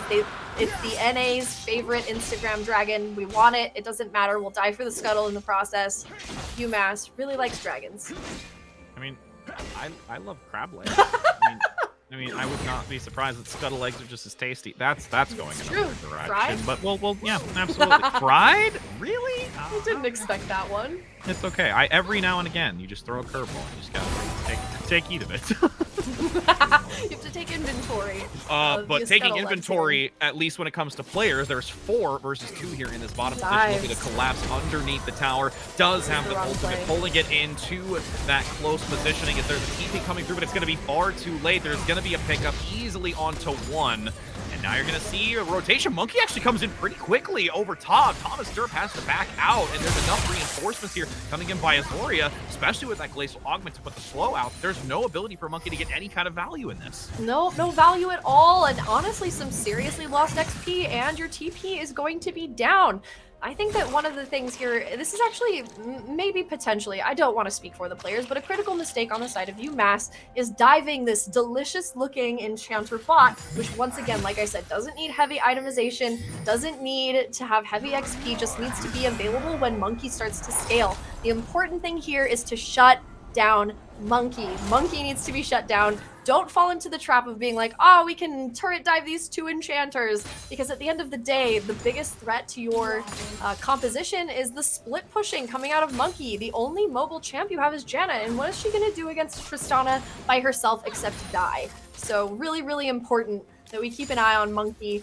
Thomas Derp may be able, but a fully stacked Janna versus a fully stacked Orianna versus a Tristana, it's not going to end well for Thomas Derp either. So once again, Monkey gathering Storm. Want to keep an eye on that and see if UMass can manage to shut that down, because once they start split pushing, it becomes a huge problem. It's unsolvable with what they've drafted. So important once again, Monkey. Really cool player, by the way. Really interested to see if this is the person on their comms who makes all of the calls, because it seems like they have a very unified communication style, whereas UMass might be struggling a little bit. Quick engagement underneath the tower. No ifs, ands, or buts about the decision, and Monkey feels absolutely on top of the world right now. Yeah, and an egregious error on the side of UMass if they don't shut down Monkey once again. Can just farm that Orianna, and Orianna won't be able to stop later in game when they're split pushing either. So poor Cafe Cuties, man. I just want to get some like Cafe Cuties stickers to like help him, you know, feel a little bit better about the games, because playing this weak side, it's pretty rough on the Aatrox into the Trundle, but it is a matchup of skill too, and we have seen that Cafe Cuties does seem to be the like the more green member of this team. Look to the bottom position, attempting to go in on this. Again, hasn't really been able to set up some vision towards that middle position, so you're going to have this J4 patiently wait. As we've seen before, it's just this basically deja vu moment, but reverse sides, as now here comes the flag and drag into the back, has to force the flash. Cataclysm comes out, but does manage to force a second flash, and goes actually in for this stun, manages to land it. And that's going to be a great finalization of that engagement to go in favor of M2. Bye-bye, you glorious bastard. That was incredible from you.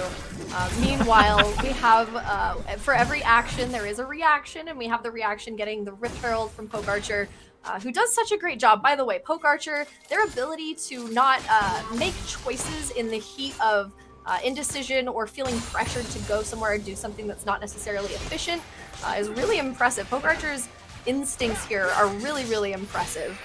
And they are a great jungler, and I think that they actually ended the last game with a positive KDA, so still a credit to them keeping on the down low. Of course, pretty much anybody can do that on Xin Zhao. That champ is just so OP right now. Yeah, the value that he can bring into a lot of these team fights. Again, I would definitely say that last game it was not as optimal as we could have seen in some of the team fight engagements. But again, looking into this now, one of those things that we just like, you know, to emphasize is the role swapping that they have specifically done coming out from UMass, opting to, you know, change position from that, you know, to the jungle positioning, and really just seeing what kind of value it can bring.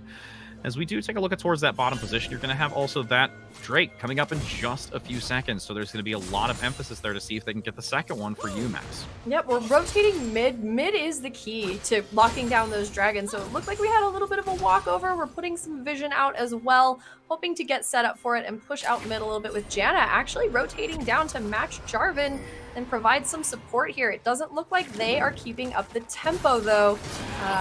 McGill going ahead and taking UMass's precious dragon. I don't think that they expected to go this fast, that they would actually go around all of this vision. Oh man, that is a tragedy. Unfortunately for UMass, who just the best laid plans, even with this Herald in the mid, they weren't able to lock down the dragon. That means that your Herald, all you accomplish there is not putting pressure for the dragon, you just get the turret, which is fine, but the plan, as you can see, is to actually go for the Drake as well. Very, very sad to watch that slip out from under your fingers.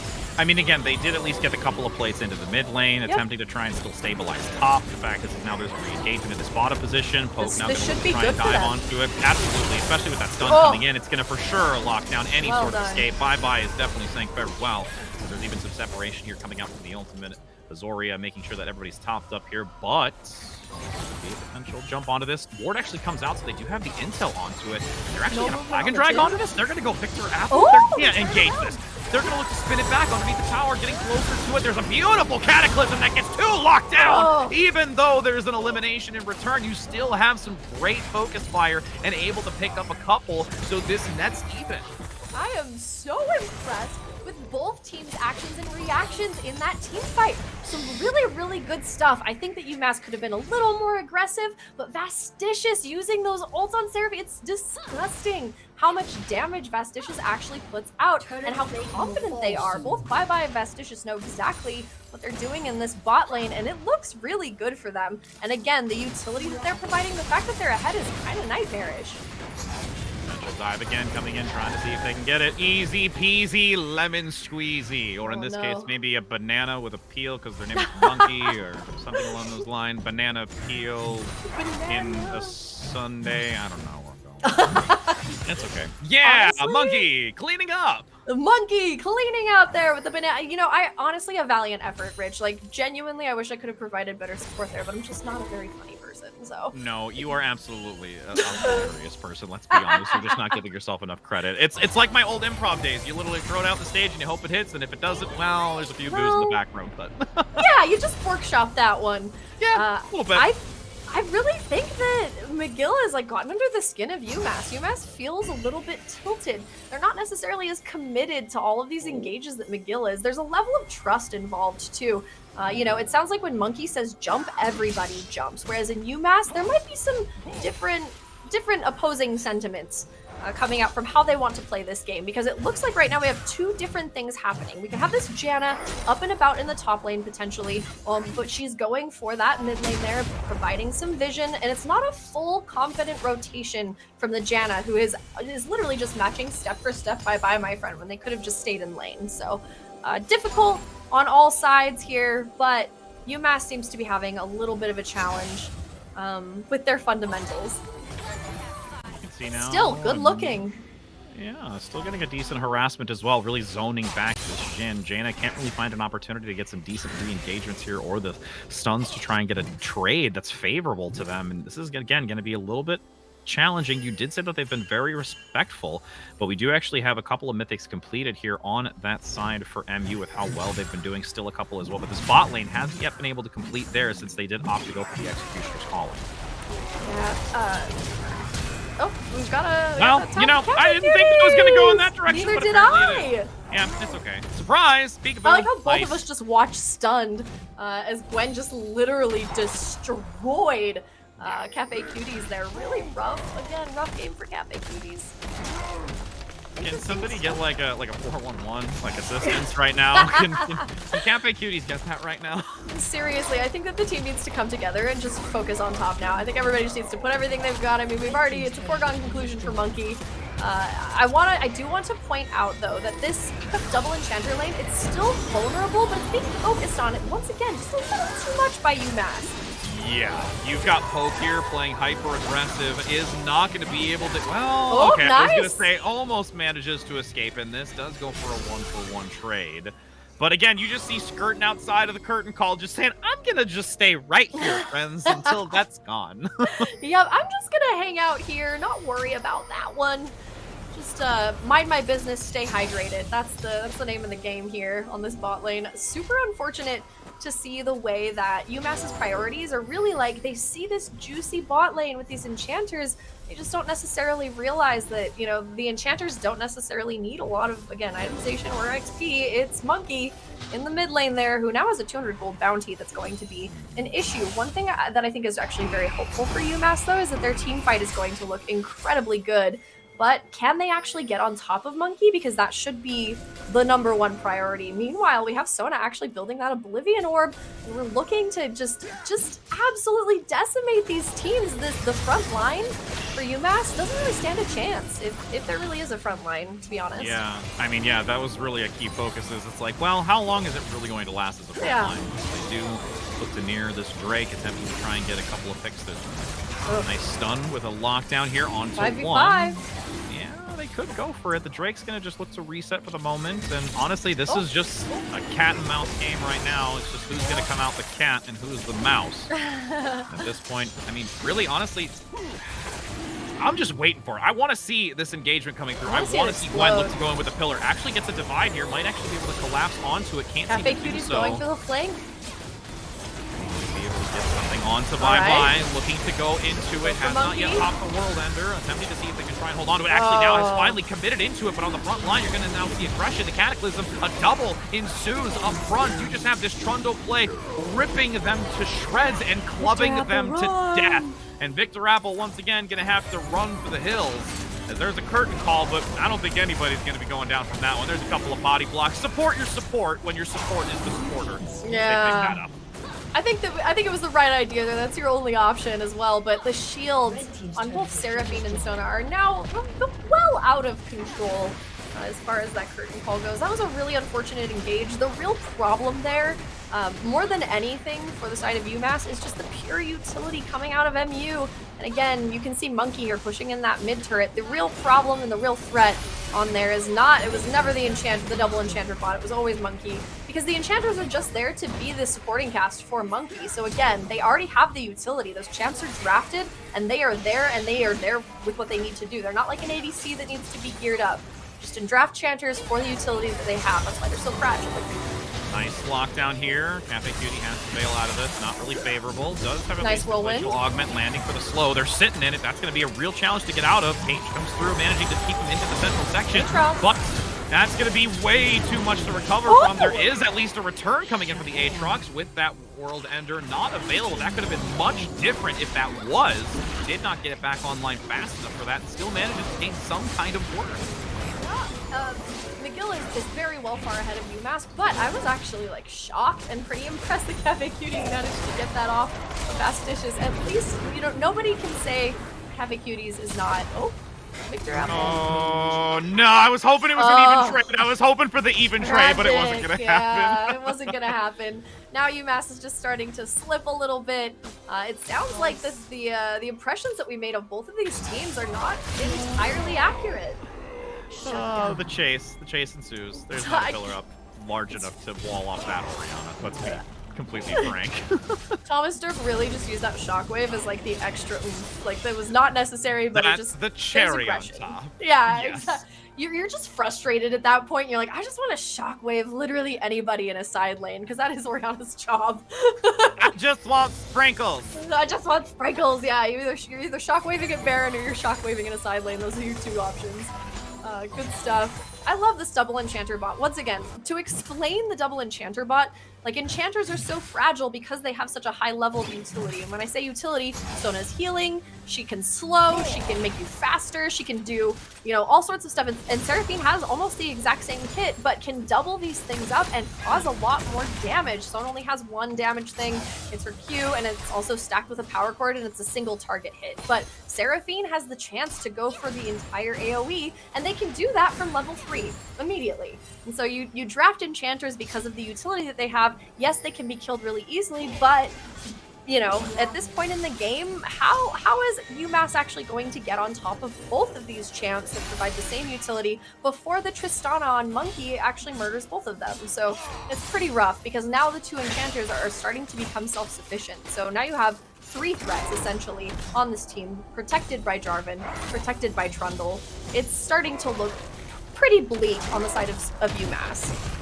And just taking a look at the overall, you know, economy in this sense, it's, you know, a 7K advantage right now, where we saw that towards the later portion of last one, where it was, you know, migrating between anywhere between 3 and 5, and this is now slowly and steadily over the last 5 minutes continuing to grow, which is the advantage that you've had, and you continue to gain, and they're just going to harass consistently. And honestly, top lane Trundle play just having the time of their life. He doesn't even care. Look at that.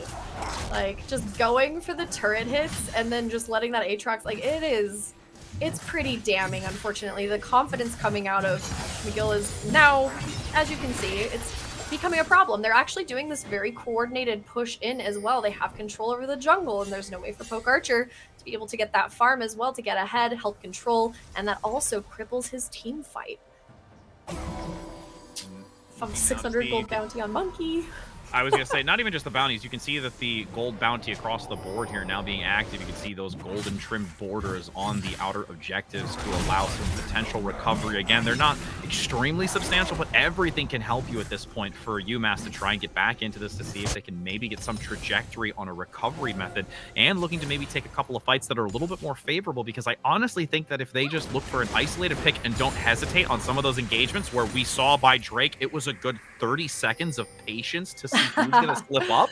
I mean, it's somebody's got to pull the trigger, and more often than not, it seems that the aggressor has managed to claim the advantage. Yeah, absolutely. And that's generally how it is. If you are more confident and you have that forward gameplay, it becomes really difficult for your enemies, especially if they, I mean, if you get one pick, that's all you need to stomp them out. And so it looks like McGill is actually taking the confidence from winning that last game and using it to emotionally stomp UMass, which feels so bad because we know UMass has very good fundamentals. They have a really good, I would say, solid coaching staff. It's just not working the way they intended.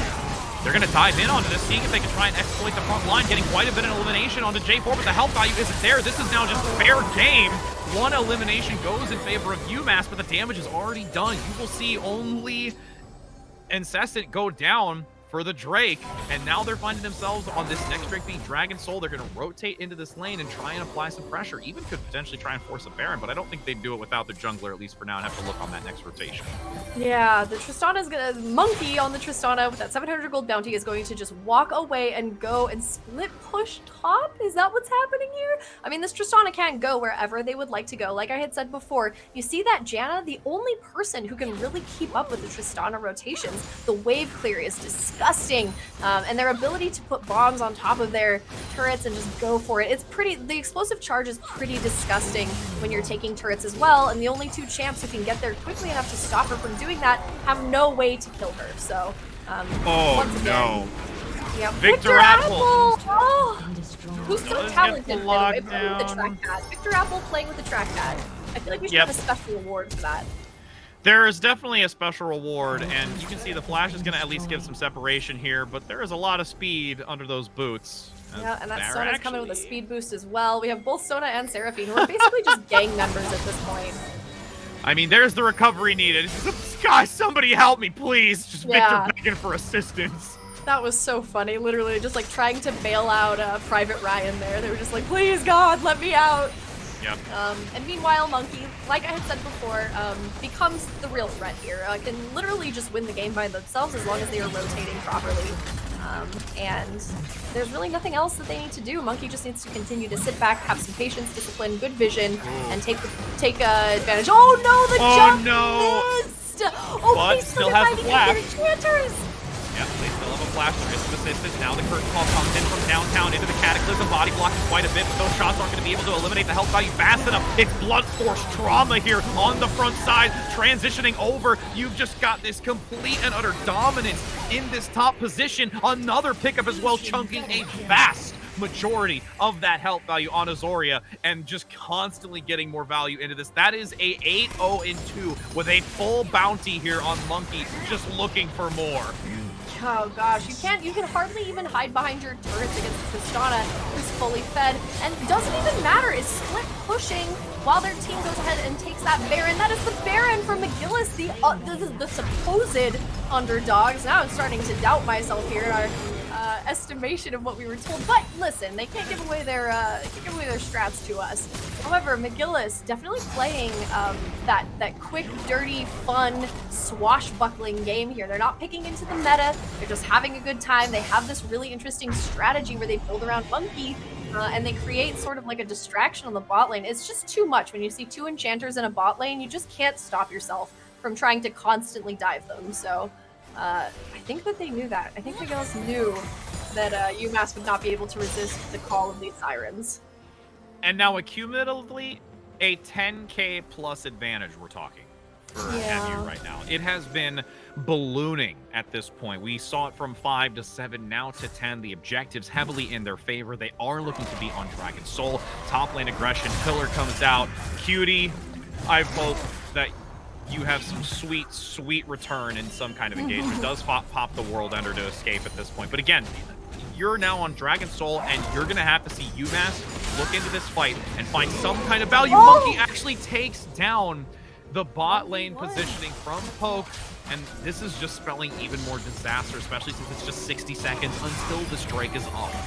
Yeah, there's pretty much no way UMass can see this Drake unless they get some very choice picks, but then you have Monkey on the bot lane already pushing out, and they can't even walk up. If anybody walks up to that turret, they are going to get dove. Cafe Cuties, listen, I got a huge Grubhub gift card for some LCS stuff. If you want dinner tonight, message me on Discord. I'm so sorry. It's not going to be a dinner. It's probably going to be a full-service buffet for this team right now. Unfortunately, they are just getting overwhelmed, and it's... Oh, you're going to do that with the dance, aren't you, there? That's okay. That's fine. A little bit of fun play. Bot lane being pressed in. You got double turrets now. Even the Sad B, Cry B. Sad B! Oh, and now as the inhibitor are gone, the towers deleted. So shall be the Nexus Crystal crumbles. That's actually going to be MU able to take this back-to-back games, claiming the W, and for once, for our first broadcast, we see an L being dished out here to UMass. UMass honestly came in very confident. I really admire the attempt to download data in the first game, but we ourselves did not realize how strong McGill University was. Took a look at their OPGG. I did all the research. It just didn't look like a team that would come together, but you just underestimate not only Monkey, but I think Monkey is the uniting force on this team with McGill. They have one source of truth, one source of information, and that all seems to come from Monkey. For UMass, listen, I'm just a commentator. Entertainment is generally my thing. But as far as analysis goes, one shot caller that the whole team trusts will give you an incredible game. It will elevate it to a level you can be proud of. I still think you should be proud of these games. UMass did such a good job executing fundamentals and meta picks, which I think makes UMass pretty competitive. Maybe consider, once you get down your shot calling, entering Proving Grounds. The style that they're playing is great for semi-pro League of Legends. So UMass has a great foundation, but McGill's chaotic, fun style of play has won over.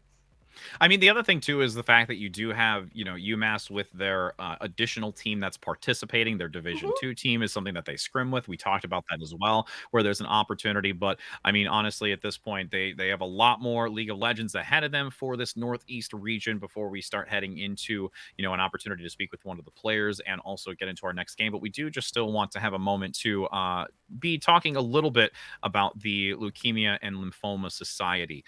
As you can see, we do have LLS is making an impact in the cancer community, which includes leukemia survivor Tobin. When Tobin was 3.5, his nagging arm and leg pain and regular fevers were not chalking up and were chalking up as blood cancer symptoms. And it wasn't until his 4th-year checkup, that 4-year-old checkup, that Tobin's doctor referred him and his family to a specialist. Tobin and his family would soon walk into a cancer center and have everything in their lives change. Many tests and days later, it was confirmed that Tobin had leukemia and began their new reality. And with this new medication, along with new side effects, new schedules in and out of the hospital and clinics, rearranging the family home and work scheduling every day was an absolute marathon. For Tobin, his parents, and 2 brothers, this was an intense and scary time, but having LLS in their corner to help their family connect with the blood cancer community and witness survival studies helping tremendously. And honestly, they stayed focused and present, fought the war, and won. Tobin crossed the 2-year cancer-free mark in December, which is absolutely amazing. And he's now 9 years old, loves to game with Minecraft, Battlefront, and Fortnite being his favorites among the names that we have, and aspires to be a YouTuber, which is quite exciting as well. There's a lot of opportunity there, in the YouTube world when he grows up. And, if we were running it into a player of the game interview, I mean, honestly, that's going to be something that is just really, really amazing. I mean, beating cancer is a huge, huge challenge, but one that I think we can all agree is a spectacular story here of Tobin and so many others that have been assisted by, this Leukemia and Lymphoma Society. As again, with alongside Hero Tobin, we recognize the LLS hero of the game, who represents the player that made the biggest impact in the match player, whether it was a clutch play or sacrifice of proving strong leadership when it mattered most. Today's hero of the game, I mean, I don't think it's really much of a question. No, I think that we all know the name that has been on everybody's lips, or at least ours. It's going to be Monkey, just an incredible leader. And I think it's so much fun that we actually get to talk to you, Monkey. Hi. How are you? Welcome, friend. How are you thank you for feeling welcoming after that? I am feeling ecstatic. You can ask any of my teammates. I've just been yelling for the last 2 minutes. Hey, it's okay. Now we'll take it down a little bit. We've allowed you to relax, to have a moment to Yeah. speak with us. I know earlier I was able to interview Moyle Glenn, able to get some insight on all of you as a team and what you've really been doing and looking forward to be doing. And they really highlighted you by saying that you've been such a focused player and someone that they've really grown to trust in the roster and what you've done. And you had a magnificent display today of what you bring to the table. How is it that communication goes with you? Are you kind of like the shot caller, like the lead communicator? Do you kind of like have your team just constantly rotate specifically around you, or is it more so like a communal agreement that we just want to work around Monkey? Well, it's more that we kind of play to who needs to be played to. I know first game I played Veigar, which is a very weak early game champion, and I want to give the resources to a lot of my other players because I will scale no matter what. So it's like it goes from game to game. But whenever I do play harder carries, like for example Tristana, I try to call my teammates to come mid and burn flashes if I burn them level 1, for example. And we play around that and we play as a team through that. Mm-hmm. I really like that answer too. It seems like you guys have a very good friendship rapport. Is that kind of the dynamic between all of you? It seems like you really enjoy playing together. Yeah, we've met each other this semester actually. We're all starting fresh, and all I can say is positive. We have fun. We play random flex games. We do ARAMs together. It's just like we try to have a blast, and we kind of show that through our gameplay. It was very, very obvious. I just want you to know, power of friendship in anime, definitely coming through there. And your program is actually, it's not a program, it's a club. It's run by the students. Is that correct? Yes, that's correct. Okay.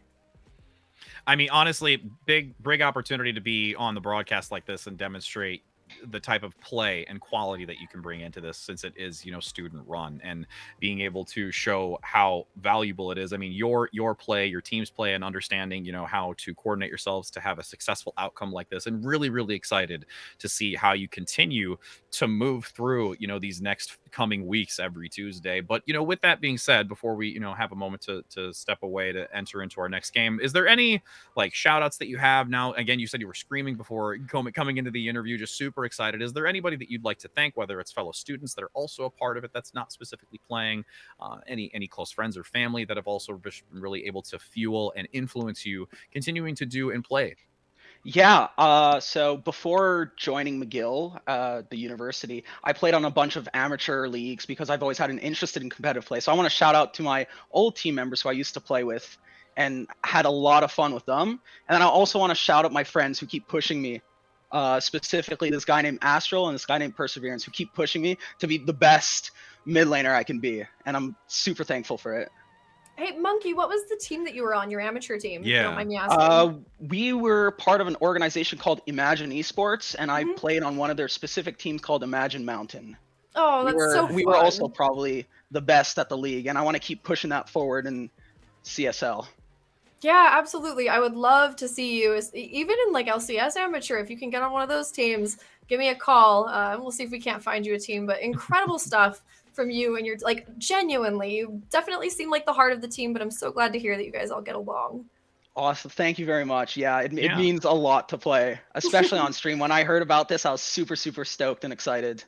Yeah, I mean, even just having the moment to talk even before game, you're just really getting to better understand you as players and what you're looking to do. It's quite exciting, and there definitely for sure was a fiesta that we got to see, especially with your Tristana play. Promised. You were absolutely yeah, what we were no, promised. Exactly. That's what I was hoping for, honestly. And again, when you've got a friend that's supporting you named Perseverance, I think you said, I mean, you're going to go a long way. I mean, come on, that's just kind of set in stone. So, but we greatly appreciate your time, Monkey. I know that you're going to be in a lot of excitement. You now have 2 wins back to back, 2 weeks in a row of victory, and then now have to look towards that next week and what kind of obstacles are ahead. But we wish you an amazing evening and the rest of your week to celebrate that. But I know there's going to be a lot of hard work before entering into the next one. And thank you so very much for your time, and looking forward to continue seeing you and your team play and work through this tournament. Thank you. Yes, we'll definitely be working hard and looking forward to our next match next Tuesday. Yep, fantastic. You have 2 fans in us for sure. I'm glad. All righty, take care, my friend. And for those, again, that we are going to head to just a short break for a moment, and we're going to allow ourselves to change regions. We're actually going to be heading into the Midwest region, where we will be having our two alternative teams that'll be playing. Again, both of them also being victors in their previous week, where it's going to be University of Wisconsin versus Indiana University East. So don't go anywhere. We've got a lot more action, a lot more excitement, and probably more fiestas.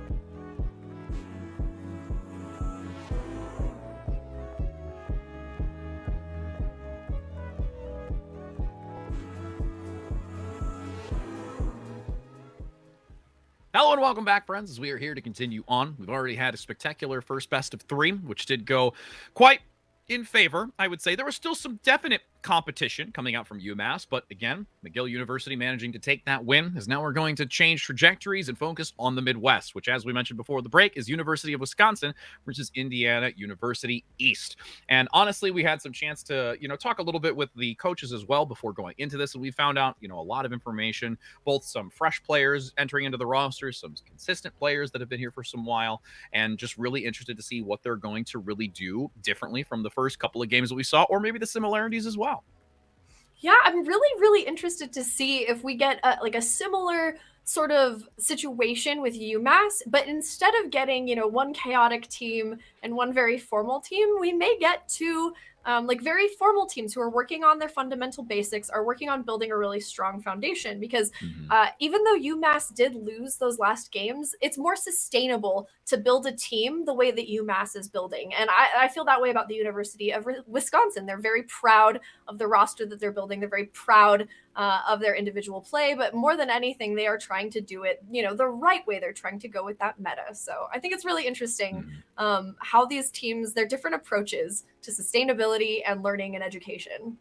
Well, not only just their different ways of being able to do those things, but also we have to think about how are they playing? What are they using to be the best that they can be? Well, Corsair is the leading global developer of manufacturer of high-performance gear and technology for gamers, content creators, and PC enthusiasts. From award-winning PC components to peripherals to premium streaming equipment and smart ambient lighting. I mean, I definitely need some new ones of that, to be honest. Corsair delivers a full ecosystem of products that work together to enable everyone from casual gamers to the committed professionals to perform at their very best. And I guarantee you these players are looking to perform at their best as well and have Corsair on the mind as well. As we do take a look a little bit into more of what these roles are going to be, we've got our players here on the screen so we can take a look at, again, UW-Stout versus Indiana. And we've highlighted a little bit, too, of some of these players from the interview process where, we had talked ahead of time to Spades coming out from University of Wisconsin, where, their entire roster has been since entered into last year, except for Dewey and Kitsunit. So they are really the two new bloods going into this new year to fill out those last two roles, whereas the three basically OGs have been the others. So, I mean, it's really curious to see how they're going to synergize well with the rest of their players to really compete against this team of Indiana.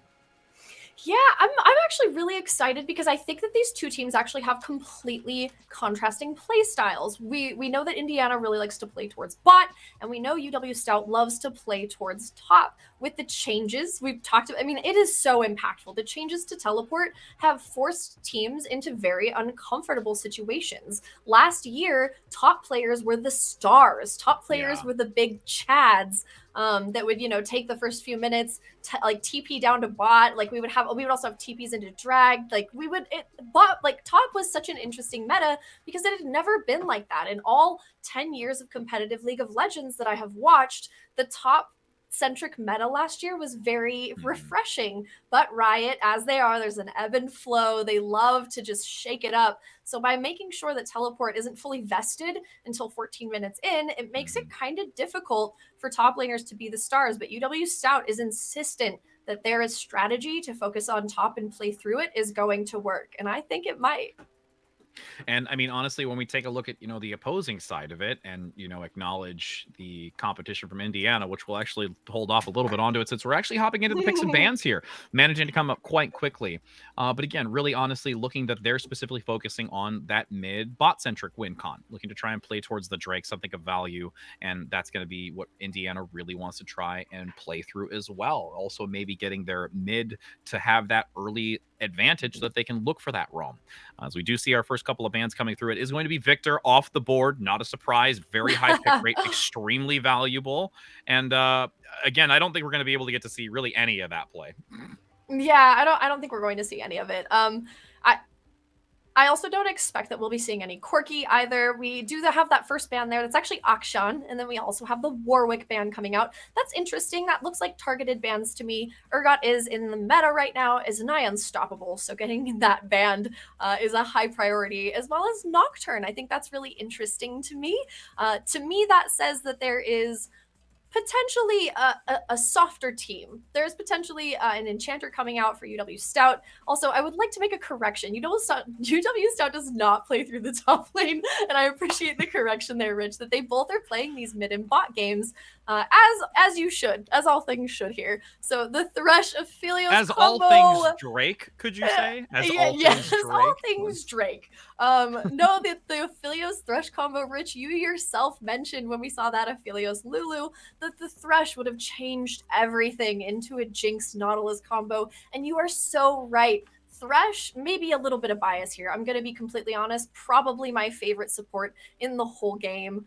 Really, like, so much fun for outplays. It's high skill champion and high impact. So not high risk, high reward. High reward, low risk.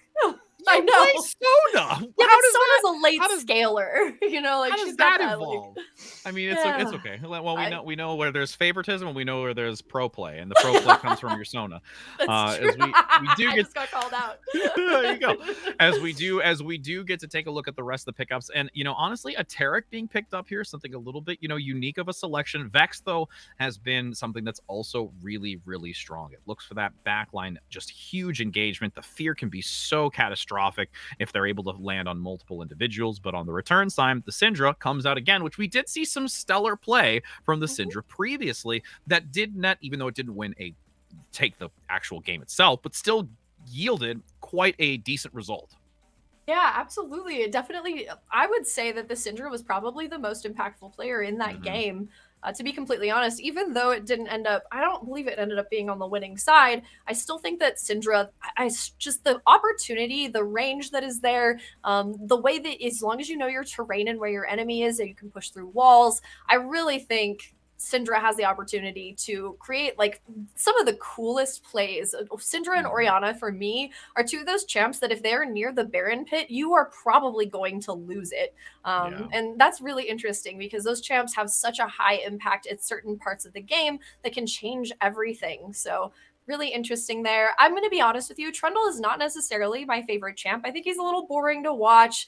And I know that he's, the armor eater, which is why he's he's going to be an incredible pick into Taric, but that's going to come later down the line. He doesn't necessarily get to shine until a little bit later on. Hopefully that is a Trundle top and not a Trundle jungle. Do not recommend doing that now. Malphite. Oh my God. Why would you? That's a good pick. Okay. Don't get me wrong. But it's also like a pro meme pick. Like there are people who are Malphite initiates that are just obsessed with Malphite. I'm sort of on that side, but Malphite's also really boring. So this top lane for me is going to be, very stable.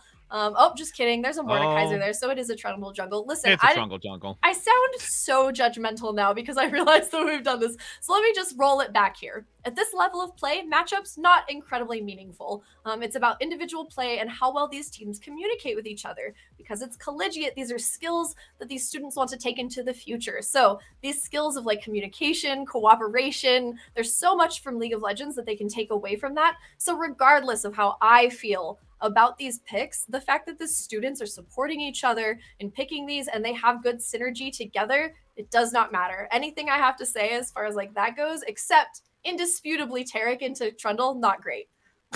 That's it. Yeah. That's all I've got. I mean, I definitely agree. And then also, every time I see the Malphite, I just think Indiana University East has a rock. It's just, for my age being shown, for those of you that get that line, you're in the boat with us. So you should totally name that. You should totally name that old school cartoon in the chat. But anyways, yes, there is a rock. I'll give you candy. Absolutely. Literally. But only the good kind though. Well, here's the better question. What kind of candy? What's your favorite candy? Oh man, that's such a hard question. I'm actually not a sweets person. I like spam musubi. Do you know what that is? I have a bunch of it with me right now. Like that's I don't actually. Oh, it's a Hawaiian thing. It's basically spam sushi. It's vile, but I'm obsessed with it. So okay. You can have spam musubi, which nobody wants. It's okay. You'll have to ship me, or I'll find one and whatever, and I'll try it out. For those in chat, you should add us and what your favorite chocolate. Yeah, is, let us know what your favorite candy is. And then we'll judge you. We'll judge you a little bit, only a little bit, just a little bit. Maybe more than a little, but okay, mainly a little. Do you see the shadow of my cat here? Oh, sorry. I was just about to say I can see the lovely show gonna come in. He's gonna be just like, hi, mom, hey, I'm Mom. here, mom. I like the hi. shadow, makes it look intimidating. Very funny. Yeah, absolutely. It almost makes me look like Vex, since we're seeing Vex. I mean, that's such a good let's do some tie-in! relation. Let's look at that. It's all coming together, friends. It's just all coming gosh. together. Incredible. Hey, really quick question, Rich. If you know the answer, it's fine if you don't. I promise I'm not trying to make you look stupid. Is Zeri on this patch that we're playing? Honestly, I don't think for so. competitive play for the patch. No, not. Yeah, I was gonna say we would have seen Zeri bans for sure if they were in play, but Vex is the next best thing, and I'm really excited to see that one come out, especially if it's in the mid lane. I mean, lightning, finger guns, and whatnot. Yeah, that's what we want to see. A lot of heavy movement, but okay. Again, we're showing our age. Yeah, because we're. I actually, the first time I saw that champ, it was Fnatic had posted and they changed her hair to red, and I was like, finally, a redheaded champ for me. And then I was disappointed to find out that it's green, but it's fine. It's fine. My heartbreak aside. You can like side grade your cosplay a little bit, just like make some adaptation to it. I mean, turn the orange lightning into red in the hair, and we'll make it become. Just tired of misfortune cosplay. That's all I'm gonna say about that. I'm just tired of doing it. I mean, it's still a good cosplay. I mean, let's be real. I mean, because now that I'm thinking about it, is there any other redheads? No. There's a Nidalee skin that's like it's. I mean, there's one of the Star Force ones that has red hair. Star Guardians. Like Jinx.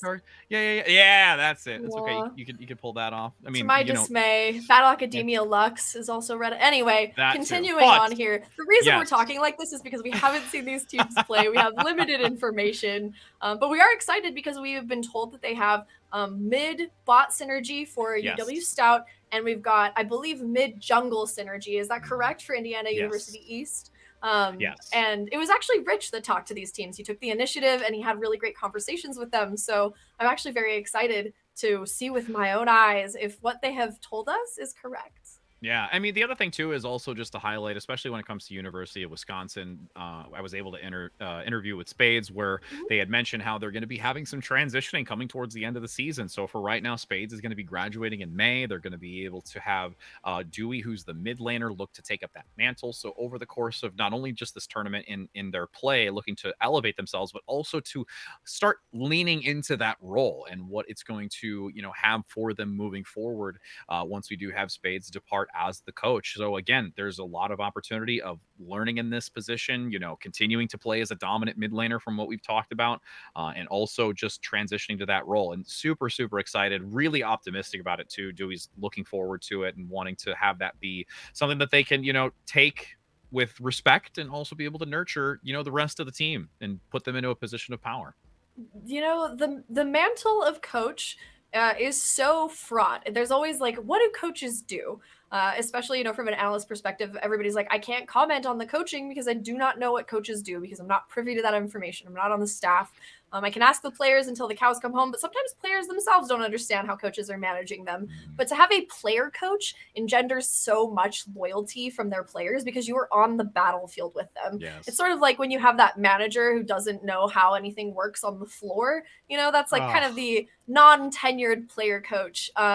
There's a lot of people in chat right now that's like nodding their head like, oh yeah, I know that. I know that one. Yep, they know that guy that like thinks he knows about the game, but he's not in the trenches with his players. And so I think that the situation, like passing the mantle on to Dewey to be the coach here, like sort of like priming, I almost said grooming, wowie, priming him for this role to make sure that he has the respect of his teammates, that he knows how to communicate. Again, these college games are meant to create skills for these players. These aren't just games that we're playing for fun. They are meant to take these skills into the future, and to be able to get that coach role, you are becoming a leader. And I cannot think of a better skill that I personally would like to walk away with to be able to like lead a team. So well, even just again, you touched on the fact of these players wanting to go into that direction of success, no matter what that title or outcome may look like. I mean, Monkey just wanting to be the best they can be from that interview. Again, like just having those types of opportunities to continue, growing in this space, whatever capacity, and really, really excited to see how this matchup between these two is going to go, especially for the Midwest. Again, I'm here in the Midwest. I just always like to see Midwest competitive play. I know the MEC was even recently just started just previously a couple of weeks ago. So we've been seeing a lot more of that action in the Midwest too. Curious if there's anything from there that trickles over.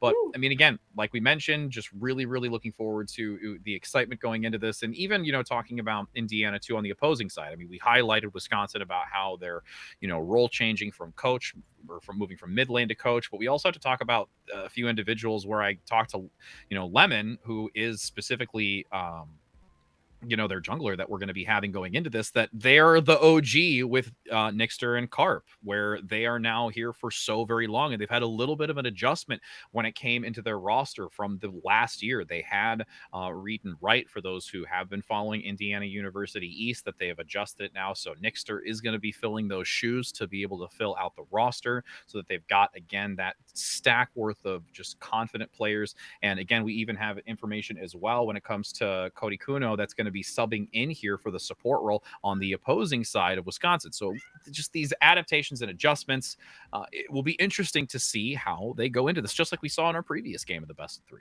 Yeah, and I think that maybe, I love interviewing teams and I love talking to them. And I really appreciate that you went through and took the initiative to talk to them so that we could all, have a little bit of an idea of like how they want to play. But now I'm realizing, having learned from the last match, that even if they understand their own identity, they don't necessarily execute that way, whether it's better or worse. I think both teams in the last game represented themselves quite adequately. And these teams are both like kind of mysterious as well. Like, we're not getting the same like firm identity that we had from the last 2 teams, where McGill was like, oh, we're underdogs and a little crazy, and they were, whereas UMass was like, hey, we are very formal and we're working on our fundamentals, and they were, but here we don't have any like serious team identity. Like, they're not telling us that they're unhinged underdogs or that they're working on their fundamentals. They're sort of like, here's how we like to play. Let's show you what we've worked on. Both of these teams are very proud of their rosters. They've hard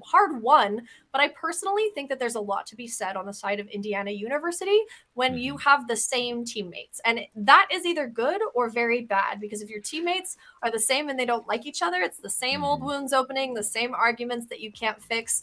But I have a sneaking suspicion, since Indiana University is very proud of these returning members, that those 3 may be something to worry about for UW-Stout. Yeah, and with Nixter, like we mentioned, taking that place of Read and Write, that was probably, I think, almost the small similarity of what we've seen prior, where there is that new addition to the roster. How is it that they've acclimated into this team? What is it that they're really looking to bring so that they can compete at a very high level? And honestly, from what Lemon had mentioned, that Nixter has really held up their own, very quick learner as well, and look to actually play quite a bit around him, as we do look to see there's a huge focus in this bot position, aggressive play, especially when you've got a Thresh looking for the death sentence. The Yakety stacks, let it begin. We have going for hook. They're gonna land it now. Oh my goodness, there is going to be a plethora of damage coming out. Flashes all around. First blood on the Mord. If this wasn't the way I wanted the Midwest to start, I don't know what is. Oh my gosh. you know what? I hate a Mordekaiser. I hate that he can kill people and stack their souls on top of him and then just wipe an entire team. So that's a handicap. Oh wait, no, Mordekaiser got the kill. Oh no. Yep, yeah. That's a handicap Obliterate, I'm not okay indeed. with. Oh my gosh, yeah, obliterate. Holy. Listen, I'm from the old days of League of Legends, where Mordekaisers, Brazilian Mordekaisers, like had this whole meme where they would like spam his laugh, and it was so irritating. And so I think I just have like, even though he's been reworked, I have a little bit of trauma about Mordekaiser, because he's still very strong. Again, you kill a player and they have a long timer towards the end. A Mordekaiser can carry a team that's so far, like 15k behind at 30 minutes if they are stacking these kills. So, all I want to say is that if UWS starts to lose this game, all they need to do is pivot all of their resources into their Mordekaiser, and they'll see some fun results. But wouldn't it be nice to see an Aphelios be successful for the first time in a long time? I really miss, like, I feel like Aphelios is the intellectual man's man ADC, where like he's difficult to play because it requires sort of a memory game that you're playing to remember where you're at in your rotation, so you don't needlessly waste mana or damage. And so it's really interesting to me to like see the levels of success with Aphelios, because he is what you make of it. Speaking of being what you are and you make of it, Lee Sin is the exact same. The ceiling is limitless. It's so high, but it depends on your level of success, your understanding of your map, your understanding of the way that the game flows. Lee Sin has unlimited potential, and he'll kick you in the face. And that's one of my favorite things, is that we have 2 of these unlimited potential champions on both sides. And the Lee Sin isn't necessarily a win con, but the Aphelios is. But the Lee Sin has the potential to become a win con, but it's more subtle in my opinion. So a credit to junglers that pick and master Lee Sin, because it's not as flashy as one would think. There's one kick you can get in there. Everybody knows the ward trick now. It's not necessarily as cool as it used to be, but wait a second. What is this ward trick you talk? I'm kidding. I was like, oh my god, goodness, I know. Oh no, I would literally. I think I would just have to leave this round. Now, as you do see that strike coming in up top, attempting to try and get the advantage back, as you have the Boulder looking to get some follow-up here. The kill goes in favor of Lemon. Again, interviewing him, talking about their jungle play, really looking to try and see if they can influence by rotating up towards that top lane and holding true to what they say. To have a Lee Sin be that aggressive and like rotate top like that is actually very impressive to me. I think that it's really important to recognize a Lee Sin that understands the map and makes it his kingdom. It's not a lane kingdom, it's a map kingdom. And Lemon just showing a remarkable amount of knowledge here, knowing when the bot lane came in from leashing that this Trundle would not have a matter of seconds to be able to help that Mordekaiser. Really good insight, really good play, really good tempo. He's now moving towards the bot. He also, you know what's interesting about Lemon's style of play here is knowing where to be at the exact right time with just a small window. That's something that one of these other college players from Harrisburg, Shorter Ace, has an incredible handle on. So I'm excited to see him actually exploit that and exploit the other junglers' confusion, because now you saw the Trundle actually path up towards top, losing a bunch of clearing power and XP in sort of a panic, not nearly as confident as Lemon. So that'll be really fun to watch. I am already kind of suspicious that maybe the jungler on the other side will get a little bit frustrated, but that doesn't mean they don't have a lot of hope. These lanes are winning, Rich. These lanes on the side of IUE, they are winning. I mean, they're feeling really good right now. And again, there were a couple of pings that you even saw over towards that bot side position with the Drake going to be coming up in not too long, to see if that might be something they want to focus on with how forward they're playing. But I mean, honestly, still a little bit of reservation right now. You're going to get this rotation from Lemon back up towards this position of Woes to see if he wants to take another stab at this, but there is still some decent vision up there to prevent it if we do have Lemon commit. And I know I wanted to say, like, talking about matchups and how they don't necessarily matter quite as much. The Trundle-Taric matchup is devastating in the team fight. It is devastating for the other side. So they're going to have to figure out a way to prioritize taking down this Trundle. But I have a little more confidence because the Trundle doesn't seem as confident as Lemon, so it may not actually be a problem. However, as the game continues and the lane phases start to close up, seeing those team fights, I really want, especially those watching right now, to keep an eye on the Trundle and keep an eye on the Taric and see how that comes out if they understand their roles in these team comps. Because then you will learn what kind of player you're looking at. You'll learn what kind of coaching staff they're working with, just so these players know exactly what champ they're picking into. Because there's a lot of people who play this video game, they become really attached to just their champ, and they don't necessarily know what the other guy is doing. And that's just a part of learning League of Legends, learning what the other guy is doing. So this will be a lot of fun. I can tell already that these two bot lanes as well very much know what the other one is doing. If you look, there is a 2 creep farm disparity. These two players know exactly the name of the game, and they know exactly what they are going for. UWS takes advantage of that Aphelios power, that early game push, and they take advantage and take that dragon. Yeah, I mean, too many differentiation between the two, but honestly, early Drake coming out quickly, again, acknowledging where the positioning was. I think there was even a little bit of intel that was gained by Dewey to know that Lemon was moving up towards that position to drop the ward by the chickens to see if they can get that rotation towards bot. Couldn't look to take that long rotation back, so it left it open for them, especially knowing that they shoved the wave, like you mentioned, to push them back under tower. Yeah, and you know what? Hopefully that pays off. Hopefully the pathing towards the chickens pays off. He left the chickens up, so he's not looking to get the XP back. He wants the intel. And so I think that Jay-Z? Am I looking at the right name? I don't remember that name. Jay-Z? The Jay-Z? The literal Jay-Z. Let's get it. I can't believe he plays League of Legends.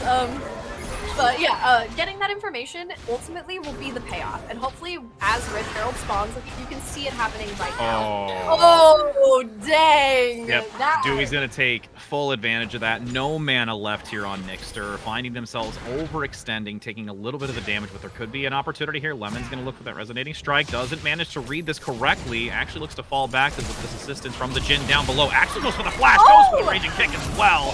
So they're going to be nice heal. It has to come through to make sure that Lemon survives. I think they would have been okay without the heal, but again, better safe than sorry, especially when you've got Jay-Z looking to potentially with some heavy mobility to go in for maybe good clubbing. Great rotation coming out of that Taric. Maybe a little too much firepower. I personally don't think Jhin needed to be there or go... I personally don't think Taric needed to be there or go with them, but what else is he going to do by himself and stand in his fuzzy boots in lane? So, you know, not necessarily... they're a package deal, especially this early on in the game. They're very small, they're little twins in utero, and they have to go together, or else they risk getting caught out and throwing the whole game off. So maybe a little too much firepower, but a great kill coming out from their side. They are behind in XP and levels, which is really difficult because you can see them waiting in the bush here, hoping... Oh, they're actually not behind in levels, so the Taric somehow managed to get ahead. Damn! Threads the death sentence between the minions, gaining the... Wow. I can't even believe that. That's got to be like a pixel's worth of difference while in the top position. Jay-Z now comes in to take advantage of the boulder, bringing him into the death realm, now trying to grasp him back in, seeing if they can just get this quick cleanup. Carpfish has to ult over the wall, but there is still an instant flash with a lovely cone to come in to block.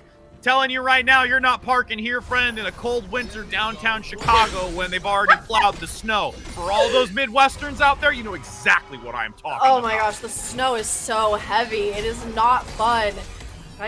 Wow, that was actually I am still stuck on the death sentence because it gives you that moment of confidence that you are okay because the wave is coming towards you. You think that you are okay. There's no way they could have wasted that much time in the bush. And then it just comes through between two minions. That was insane. I don't know if that was on purpose or on accident, but regardless, just an incredible play. We'll have to ask about that if we have an interview later with this team. Even still getting a little bit ahead of myself. Really good stuff coming out from both sides of the team. And I do think Malphite is not down for the count. He is meant to be essentially just be this punching bag in top lane. Not necessarily getting like feeding, but definitely is there to get dove, can sometimes prevent them, and sometimes can take a guy down with him. And that's the most important part of Malphite. Why he has such a big fan club. He's useful, regardless of the matchup. In the bottom position, 3 versus 3. We've already seen one player go down. You've got Nixter having to come back in as we were looking at the exchange. This is now a 2-1-1 Dewey Syndra. Still continuing to take advantage of it, and honestly, down below, 3 versus 3 engagement is not looking favorable for either, so they are going to look to back off, try to reset, and get themselves a couple more items to feel more confident for future exchanges in this bottom position. And honestly, this engagement up top still continuing to favor that Mordekaiser as we are approaching, well, actually we've already hit it, doubling the CS value against Carpfish. Yeah, and that is where the gold differential is coming from. It's not even these kills, as one would assume, but it's actually from the farm disparity. If you look in mid lane too, there's already a really, really damning disparity between Vex and Syndra. But here is the thing I want folks to continue to look at here. The Philios doesn't have any kills, and that's the person who's going to deal all of their damage. Syndra has the potential to sort of carry, but it's mostly in making cool plays. It's not necessarily in dealing the damage to the entire team. Sidesteps that really quickly. Gets into it. Okay. Right. I think we all just had a little bit of a moment there. Yeah, I'm not gonna lie. Nixter, your life was in the hands of Lemon at that point. It was no longer Dewey that you had to worry about. It was your ally, but it's okay. Lemon just wanted to put him on edge. You know, it's okay. No, I think Nixter did a great job of following up, being like, hey, we're gonna play ball. Like, we're gonna play ball with the Syndra with the balls. Like, we're gonna throw around like a volleyball, and you just need to spike it, okay? You have one job, Nixter, just spike the Syndra, and that turned out very well. I like how we both gasped. We were both like, no! It's like when it's one of those like daunting moments in a TV series show where you kind of knew it was gonna happen, but you weren't sure, and then it does, and you're just like, ring! And you hear that sound effect. Yeah, everybody knows it. That was a lot of fun. That was a fun moment from Lemon and Nixter, getting revenge on Dewey, who Nixter really needs, a break here. Meanwhile, Jay-Z capitalizing on this heavy pressure they have in the bot lane, going for it. Honestly, this is really concerning. This is one of those symptomatic things, is that if your mid lane doesn't need to be pushed in and you can still get Drake, that is very problematic for the team. The opposing team. It means that they are pretty far behind relatively and have lost control of the map. But that doesn't mean that this team is down and out. They do have the Malphite engage is one of the most powerfully ridiculous things in this game. That's why people, again, love Malphite. He's reliable, and this ult has the chance to change everything. It's just like the Orianna shockwave. It can destroy a team. So I think it's really important that IUE doesn't lose any of their confidence here, because they have a great later comp, except for the Lee Sin that falls off. Not exactly the puzzle piece I would have expected, but limitless ceiling with the potential to make crazy plays and have crazy impact. So it's just hard to say, Rich. It's really hard to say when you haven't ever seen a team play before. It's almost more fun to just watch and figure out what they're all about. Yep. See if that scale and the ceiling is something that they finally hit, or it is limitless. Is it limitless? Is it limitless? We're seeing a setup here. There's a rotation of the Thresh in the mid lane, and it's actually the whole bot lane. And poor Lemon is like, I thought there was going to be a Syndra here. I mean, kick in the face. I mean, a little bit of the swap in positioning is going to make it definitely harder for Nixter here. This long-range shot going to be able to take out one of the plays. Now, Nixter! Engagement. Nice attempt to go back into this, but there is great recovery here as Nosh able to get just over half the HP and going to leave this top half open for them to get this Rift Herald. Yeah, despite highlighting that Nosh doesn't have kills, that's no fault of his own. And I'm actually very impressed by this player right now. The way that they're playing Aphelios is signaling some very serious skill to me. It looks like between both the Lee Sin and the Aphelios, we have two very skilled players who probably dearly love these champs and play them quite a bit. So we're seeing some really good stuff from both sides. Very competitive. Ooh. I do think that Malphite needs to run. Yeah. Absolutely. You've become a pebble. Just please leave. Just run, buddy. Like, there's no reason to stay there. You don't need to be a pet rock. You can be free and just take your leave. And, you know, what's happening here on the top lane with the Mordekaiser not being able to get fed is great because that does put a lot of pressure on Nosh. But Nosh is rising to the challenge, so it's kind of difficult to say it's kind of difficult to say that anybody on the side of UWS is actually even failing. We just wish that the Mordekaiser could be a little bit more ahead, but he can't because there's a rock. He's between a rock and a hard place, genuinely, in the top lane there. And that's, again, the application of Malphite is really useful for essentially, like, you're the top lane, you annul it. It's like Ornn. When you were in the top lane, their top lane doesn't matter. You're just holding them in place in the lane. So it's gonna be really interesting to see how top comes into play in the team fights, because they do need Malphite for the team fights. I was wondering how long it was going to take for us to get to rock in a hard place, but now as you get 15-minute marker is when it's said, and we find a little bit more of a rock in a hard place. Now there is a TP coming from top to rotate into the mid, gets the grasp here, able to go into the depth realm, trying to compete against this mid laner who is getting overwhelmed. Nixter's going to reach the outskirts of the realm and find 3 others in addition to completely get cleaned up. And now you've got UWS easily taking this bot. Outer turret now going to drop the Herald, and this is just going to snowball for them resource-wise. That Mordekaiser can literally just die right now. Like, I don't know what he's doing with those cruds, but he literally has 1 second. Okay, now he can't dive, but he had Taric. He had Taric on his death counter. Like, he could have just dove both of them and got a double kill, but that's okay. This is all about learning. This is all about having an authentic learning experience. And I just don't think Kitsune is ready to embrace his power yet. I mean, realizes how powerful he is. To be fair, Kitsune has been going against a Malphite who's a boulder. He's probably asleep. And then had to take the bolt, and then had to take this top camp because they're boulders. Like, yeah. He just like He's rocks. mad. They just like rocks. I mean, come on. You know what? I approve, and also it's not like cruds are worth nothing. They're worth quite a bit. True. No big deal at all. I would also be mad at Rocks if I was like yeah, he just hasn't had his caffeine yet either. Playing against Malphite, it sucks. It's not fun. And I don't know if it's fun to play Malphite either. It's been a long time since I've had to be in that corner, so.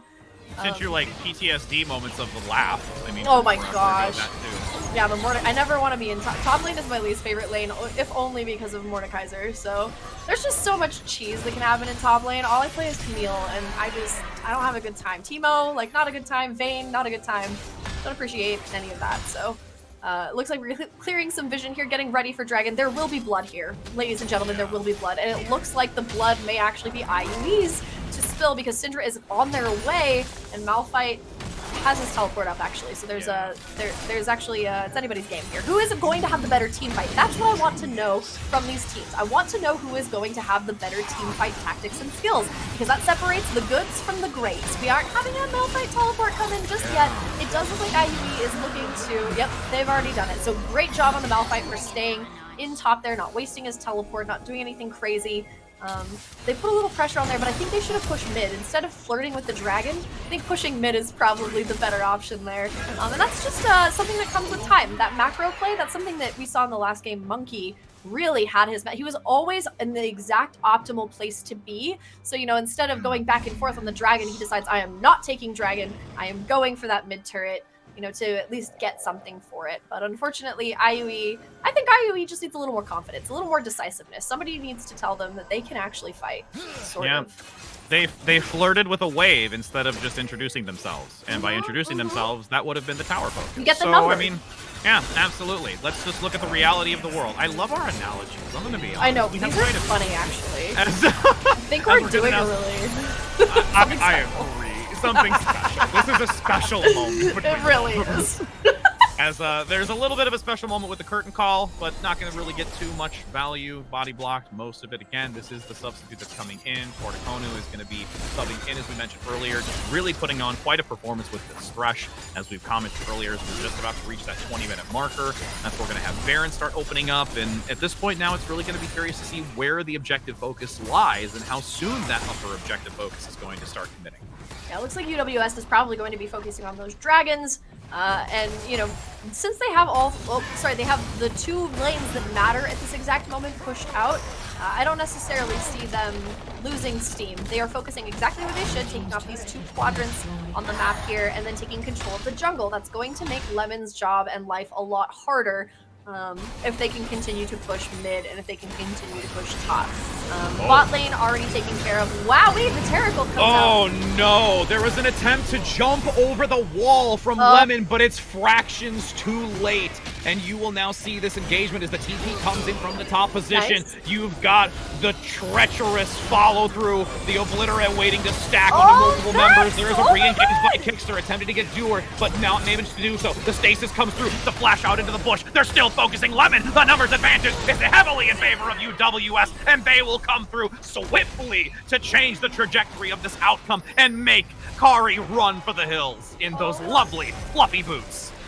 You know who really scared me, though? It was the Syndra with the stopwatch. That timing there to make sure that that Mordekaiser could get, I thought it was going to be a triple kill. I thought it was going to be a slaughter, because once Mordekaiser gets that one kill, he basically stacks up a portion of the champion who is dead until their death timer is over. So Mordekaiser, if he gets kill on kill on kill, he just starts to go crazy. And as long as the champ that he has last murdered is still dead, he still has a portion of their stats. So that's why Mordekaiser, you know, even if you were behind, if you can continue to invest in your Mordekaiser, it'll get you ahead. But UW does not need any such advice, because they are now almost 10k over on their, well, they're just under 10k ahead of IUE, which is a pretty dark place considering that IUE doesn't necessarily have a backup plan, and they also have a Taric versus a Trundle.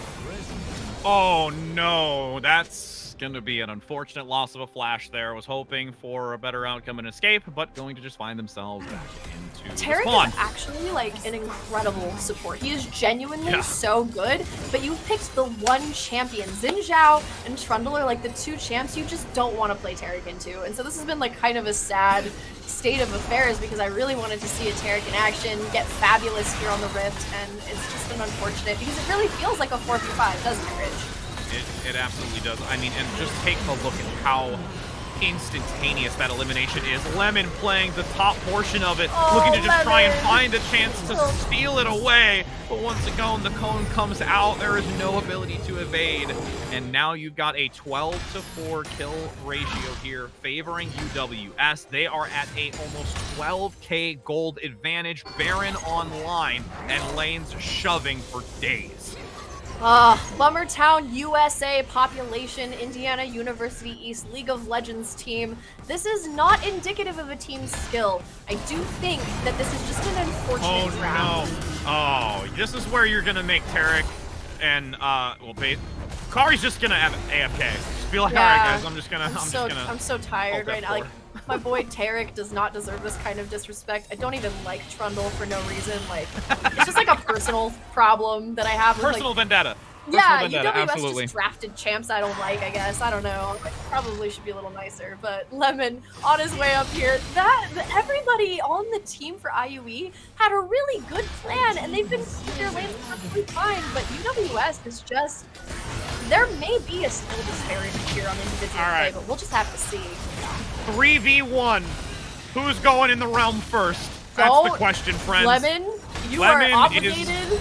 Is literally on the line here. Just basically threading the needle. As in the bottom position, while they're having, you know, a roundabout method with a Mordekaiser, inhibitors down, turret eliminated, mid is being focused with Jay-Z's lightning fast clear of this. This is just falling apart right now. It is such a commanding move here from UW-Stout with the Dragon Soul, the Baron. This is just a matter of time. Yeah, it's a matter of time, patience, discipline. But they've already paid their dues. Now it's just time to baseball, waffle stomp, if you will. Mixer in the back actually gets a pickup here. They're still trying to recover. It's a 1-for-1 trade. Finally going back now easily in favor of UW-Stout. They've got so much in their corner right now. You have another pickup. This just long chase down below. Lemon is getting squeezed. And you now have Rogue looking to stealth away, but he has to force the flash. That's going to be one turret about to be eliminated, soon to be the second. And this was quite a performance. Yeah, it really is. I mean, honestly, they're just going to come in clean at the last couple, and that's going to be it. This is such a stellar, coordinated, well thought through comp, and just seriously, it started all from that gank in Tribush at the bottom when you gave a Mordekaiser an elimination and just allowed him to snowball. I didn't expect Indiana University East. I didn't expect the Mordekaiser to make such interesting and intelligent decisions so early on. I think that one kill really just fueled the bloodlust, and from there on just became an unstoppable force. Normally, like I said, Malphite's job is just to keep him up there, keep him entertained, and keep him locked down, but started, with one kill down and less resources, couldn't, even leash his own wave so that he could actually get it taken down before the Mordekaiser got to lane. It just started rough. It was just rough. Yeah. Like, he couldn't pull his own first lane. So I just... Throwing the arms out saying, are you not entertained? Are you not entertained? Let's be real.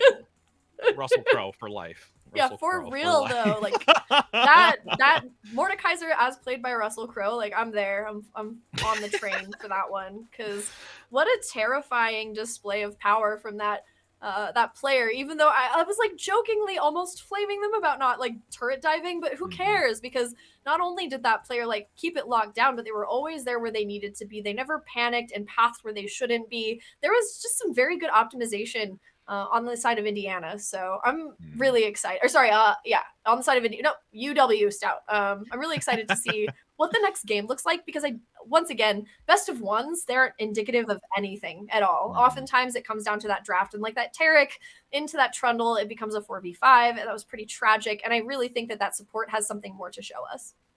Absolutely, and only time will tell. We've seen a very dominant overtaking in this first round of Summoner's Rifts, but we will have another here in just a moment. We'll be heading to a short break, so go grab some food, some snacks, and some drinks, because I know I'm going to, as we'll be back in just a moment on the other side of this break.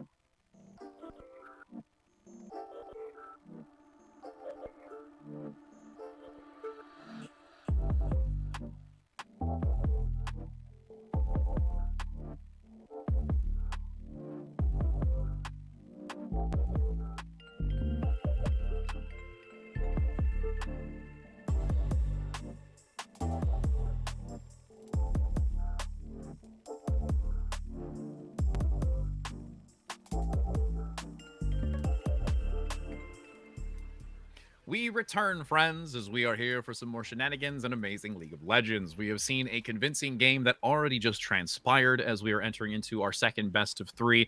Honestly, really quite impressed at how well and just overall exciting this was with UW-Stout and what they've really been able to do. And honestly, I could probably say that they are an individual or group of individuals that look up and probably invest in Medify. Medify is an online platform that allows you and players to learn from, the best in the world. Medify grants players this one-on-one coaching session with elite coaches across a variety of games, especially League of Legends that you're seeing in front of you, where you can continue to learn and grow and become just as competitive as these individuals. And honestly, choosing from the top League of Legends coaches and booking your session is less than 3 minutes. So maybe you should just type that in, do a quick Google search. Don't close our tab, open a new one, just like that, and then search Medify, and maybe you'll be able to find out some lovely advancements in your own play so that you can become a gamer just like these. And I mean, I'm super stoked. I mean, I know I need some definite assistance when it comes to my competitive play. Let's be honest, Space Ghost. It's okay. I am actually, I'm not going to tell you what league I am in right now, but I am doing a master's climb. So.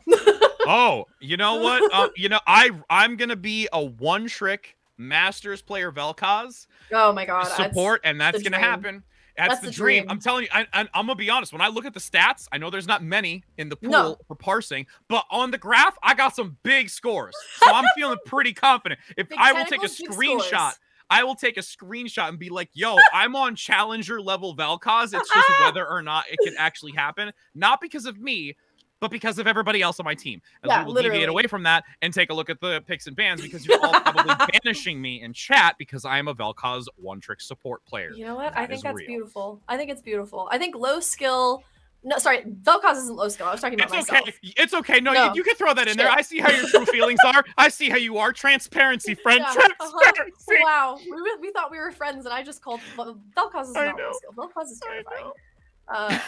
Listen, the bans all pretty normal. I think we could have expected the Syndra one. I'm still really surprised by the Nocturne one, but I'm assuming that is part of one of IUE's. Yeah, that must be something where they're like, hey, we don't ever want to face it due to XYZ, and we are never changing. Yep, exactly. I just want to say that the Warwick rework actually coincides with the 2019 announcement for Arcane.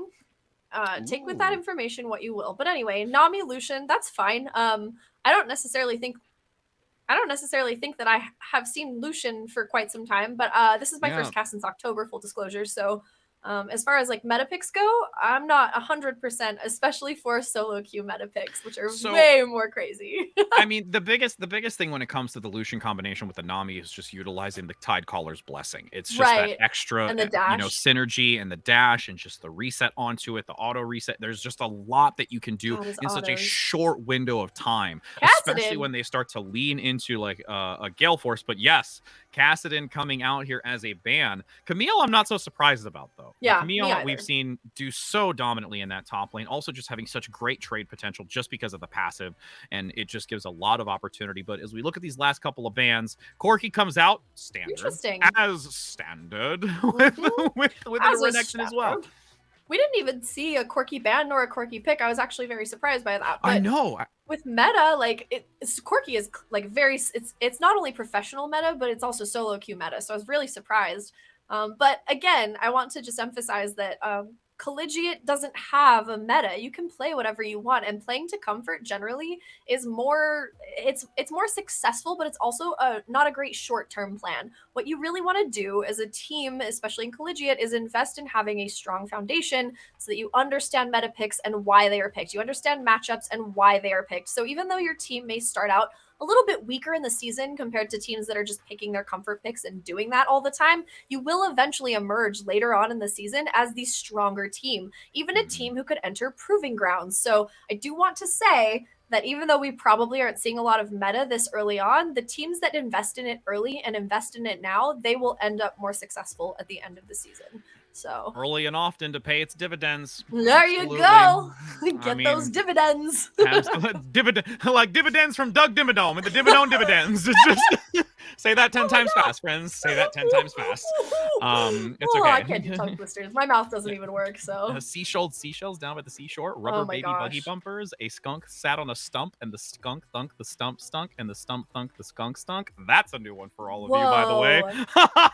Mind blown. Just as much as we're gonna see a Gangplank in here. Yeah. I'm liking it. The thing that I need to stop saying the thing that, but anyway, Gangplank. Oh gosh, you guys, it's hard to explain the top matchup because Mundo is really good at faking out a dive, and I think that we should keep an eye out for that because Gangplank is also really great aid to dives because of the barrels, but I don't think Mundo is diveable because what happens is that he lets the wave push out to him, he fakes out a dive by thinning the wave, and then he closes his W, which is like it lets out an electric shock, and it also gives him a shield. He's nigh undiveable as long as the wave is thinned before they get dived. So keep an eye on the top lane and watch Mundo. Watch if he lets the wave crash into his turret, he thins it out, and they try and dive him, he will survive those. And that's really great because Xin Zhao loves to do those top lane dives, and that's really great for UW-Stout. This draft actually is incredibly insightful and very well done, but the Gangplank, if he does get ahead enough, he can actually take down the Mundo at later levels, but an early lane top dive is going to look real ugly. Meanwhile, Caitlyn actually has an incredible individual lane performance, which allows this Lux to potentially rotate, which means that their top side is actually incredibly strong. Veigar, I don't know what to say about Veigar. We saw him on Monkey and he was incredible, but Veigar's potential is very much dependent on self-control in the early game, which is hard to have with Vex because Vex is so freaking pushy. She's such a pushy champ. She like requires that you engage with her. So I think that Veigar will actually be quite good into her just because he has the cage, but it depends on if this person is not patient and they don't stay safe, that the Vex matchup is not going to go well. So just don't be hot-headed. That's all. Patience, discipline. No, don't be overzealous. Absolutely not. I guarantee we're going to see it. But and the other thing too is you also, this is just a side conversation about the Mundo, just because I guarantee you mentioned a couple of times when it came to like the suit, the prim, the proper, the meta play. If I don't see a Mundo skin with a briefcase and a cell phone up in here, I'm going to be really upset. Seriously, like what is the point in being alive if you don't pick business Mundo? You know what I mean? Like I just don't see the point of even playing the champ. It's like if you don't play Maokai when you're playing Maokai, what's the point? What is the point? So I played soccer for 10 years, so I'd prefer the goalkeeper one, but the Meow one is quite lovely. It is adorable. Oh my gosh. I've been playing so long that I have the soccer ball Rammus skin, and it's like my most prized possession. I know. Oh, that's amazing. He's a good boy. That's amazing. Okay. Yeah, good stuff. But yeah, just explaining that utility of the Mundo I mean, I'm not saying it's impossible. If the Gangplank is very good, out farms and is, out itemizing Mundo on a large scale, that also means that Xin Zhao also has to be relatively well fed. They have to be outputting a certain amount of damage, and that will be impossible before level 7. I guarantee there's no dives that will be happening before level 7 on that Mundo unless he can trick them into thinking that he is diveable with that wave thinning. That was a huge trend last year that NA just could never grasp. We could never figure out how to thin the wave and then get that gray shield onto that Mundo to survive those dives. They were playing it in LPL and we just deeply misunderstood the utility of that. So I'm really excited to see if the collegiate scene now understands it, considering it's a little more common now these days. But it's a fun, exciting matchup because also I think Gangplank is so fun. That champ is so fun. Once the barrels start hitting crits, it's so fun and so interesting.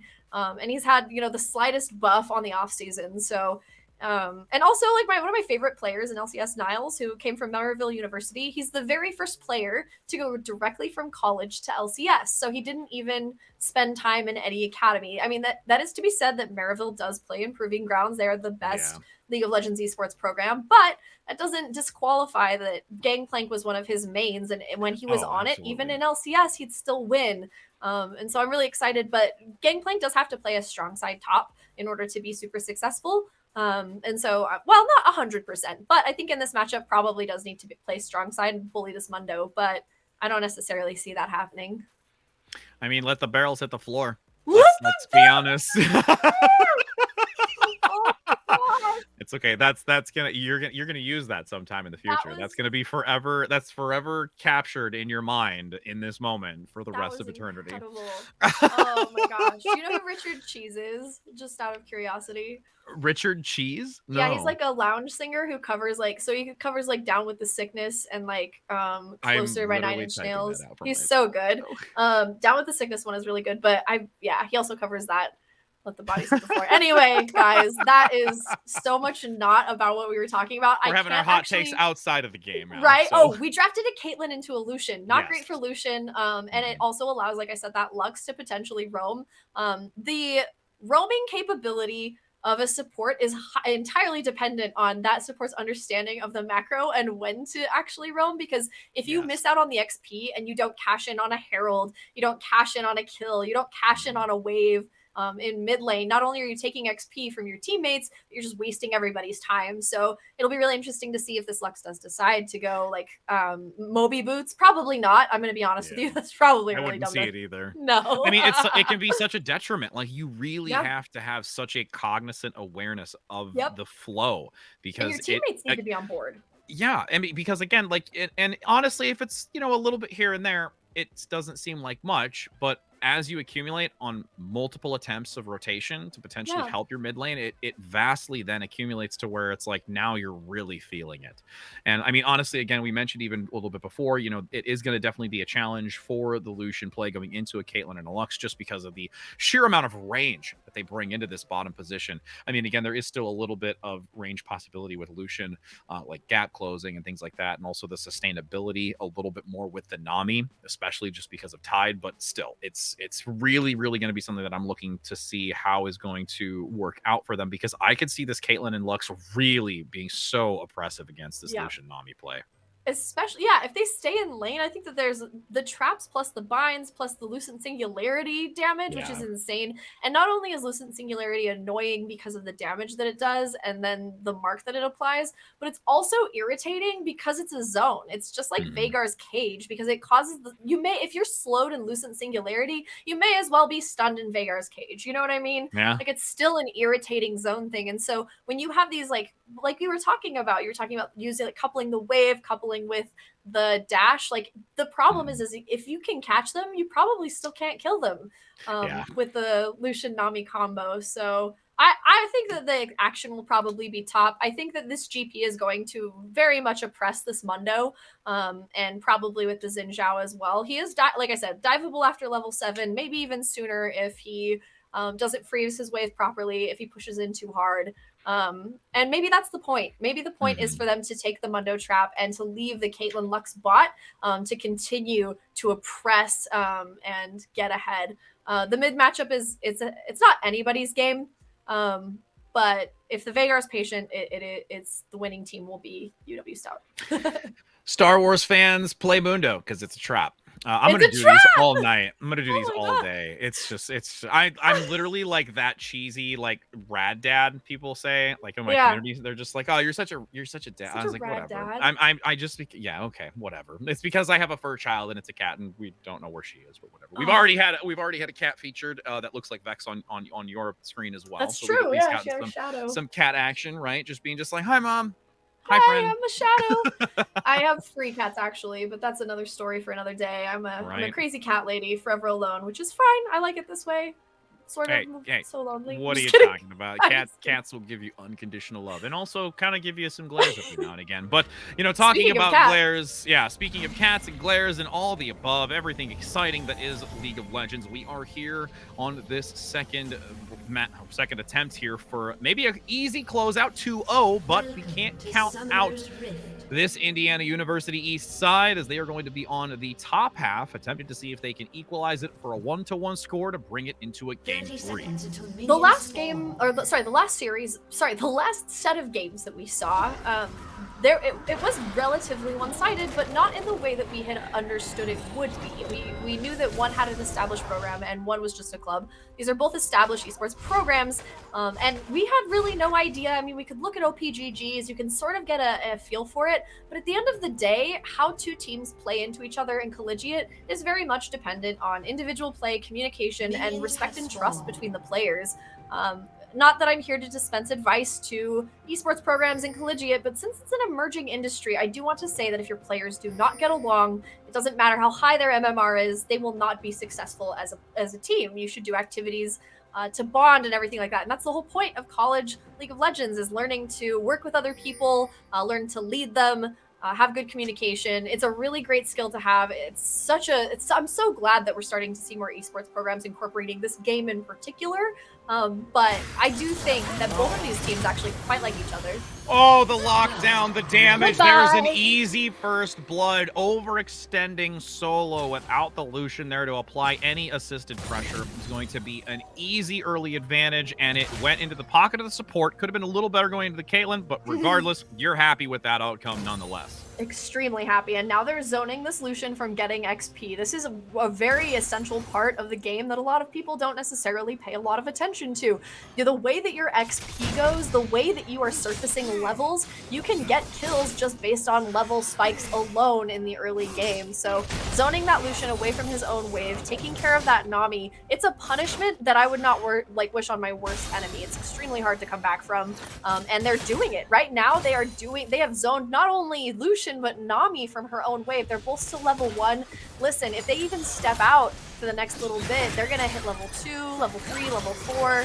They're already. This is impressive as hell. This is so disgusting. They've used a heal. He's taken one of his pots as well in the Lucian, and this is a struggle bus. Look at that, the Lucian singularity. It's so oppressive with the traps. Lux is a lot of fun right now, specifically with Caitlyn because she's back in the meta, and I think it's ironic that a bunch of the arcane characters are back in the meta, which means, in my opinion, anybody can be played at anything, but you know. Truth. This is Truth. NA. I mean, and again, just that positioning with the 2 traps below, there was no way that the Lucian position could escape. But now that over-aggressive play is being punished. No. Cartfish playing forward, looking to see if they can get that Nosh. Has to flash outside of the bubble, so only gets a stun onto the minions. Nice lockdown for now with a follow-up underneath as the flash comes over. JC looking to collapse onto Kari. Gets it. Now goes in for the counter jungle. The fear comes through. Cartfish manages to get overwhelmed. They want the execution. There's the double. Are you going to go for the triple underneath it? And bails out of it before getting hit with that final turret. But what a great rotation by Jay-Z and awareness to help this bot lane. The King of New York, here himself, Jay-Z, on Warwick, just absolutely doing it, using that Blood Rage to go ahead and just get to the mid lane. What? Gets taken out by Veigar. That feels like a BM or some sort of trolley move there. I think that they were expecting Veigar to use the cage to stun that Vex, but unfortunately that is not what happens. Vex gets a double kill, so... Wow. I mean, again, it's a trade, at least in the mid lane part of it. But yeah, I honestly thought that it was more so because Jay-Z anticipated that there was going to be a little bit more tossed out from Dewey. But unfortunately, Dewey was such at a low mana level that it really couldn't get the follow through. So at that point, I think it was just them trying to work with what they could and felt a little bit overzealous as at the top position, Lemon is able to get this pickup. Again, rotating from what we've seen them before. They have changed roles in this from what we saw earlier, which was playing the jungle. So I'm curious to see how this is going to adjust as well in their reflection versus having Carfish now in the jungle position. Yeah, that was really interesting. I think that there are a lot of people that are Gangplank one tricks, and Lemon obviously showed a lot of versatility in the jungle, but I do think that Lemon is probably going to dominate here. The person playing, Kitsune playing the Mundo, already kind of pushed in a little too hard, kind of tried to go head-to-head with the Gangplank, and that's not Mundo's utility. There's no world in which Mundo can go head-to-head against Gangplank. He is supposed to be bait for turret dives, and that is pretty much his only utility. It's a great way to farm Xin Zhao, essentially, and maybe even Gangplank if he steps up, which he won't. But interesting way to play. Kitsune has a unique opportunity to freeze his wave right now, so I hope he does that. And meanwhile, we're in the bot lane where everything is this Caitlyn. Like, aren't you sad just watching this? Like, isn't this like frustrating? There was a hope and a prayer to get the was. support play, but honestly, the fear comes through, discombobulated, and not knowing what to do. And that's going to be another pickup here. 5-3 in the score, and already 2K up an advantage at the 5:45-minute marker. That's so wild to me. I also find it really interesting that they didn't decide to go for Dragon on the bot lane on the blue side. UWS making a very informed and intelligent decision. Not sure if they saw the Xin Zhao pathing or Cartfish, but they could have wiped them there, and they chose not to go for it. So really great skills of observation coming out of UWS. They very much know when they are supposed to be doing something and what they're supposed to be doing. And without that mid pushed out, didn't go for the bait. So pretty. I'm actually, Rich, I'm quite impressed with UWS. I'm quite impressed with their skills here. I mean, they've just been playing so strategically, really coordinated. Granted, again, we mentioned they had a little bit of, you know, flashy aggression when it came to the Warwick into the mid lane. That could have been a little bit more reserved, but outside of that, you know, a little bit of a mishap or overzealous play. It has been very, very respectable, and I think honestly, it's just they're motivated. They came in from that previous game so dominantly. At this point, they're just trying to ride the title wave. Yes, absolutely, and they have such a good. They have a, you know, I think that they are fairly well evolved. They have a really good idea of how their matchups work. They have a really good idea of, like, I don't know, the weak side on the top is actually doing quite a bit of work as well, because it's allowing for the bot lane to just kind of like get absolutely crushed. And they kind of did the same, we saw the same thing too with like the enchanters. There's just a certain type of matchup where it's like too much for the other team to resist, and they end up focusing on the wrong portion of the map. Oh, the aggressive flash comes in under turret. Manages to get it. Dewey goes down in conjunction. That is an even trade under turret. And honestly, Jay-Z was like, I just wanted a little piece of the action, yeah, friends. I just wanted an assist, bro. You didn't have to go so hard. And then they go for this dragon here now that they have pushed out the mid lane and they pushed out bot lane. But we do see Carpfish, who we haven't seen in the jungle quite yet, heading down on the Xin Zhao. No. Absolutely can punish this Warwick if given a little bit of time. But the bot lane's pushed out. They are zoned. There's no way in hell the Carpfish can call for aid. Gondor calls for aid and nobody's answering.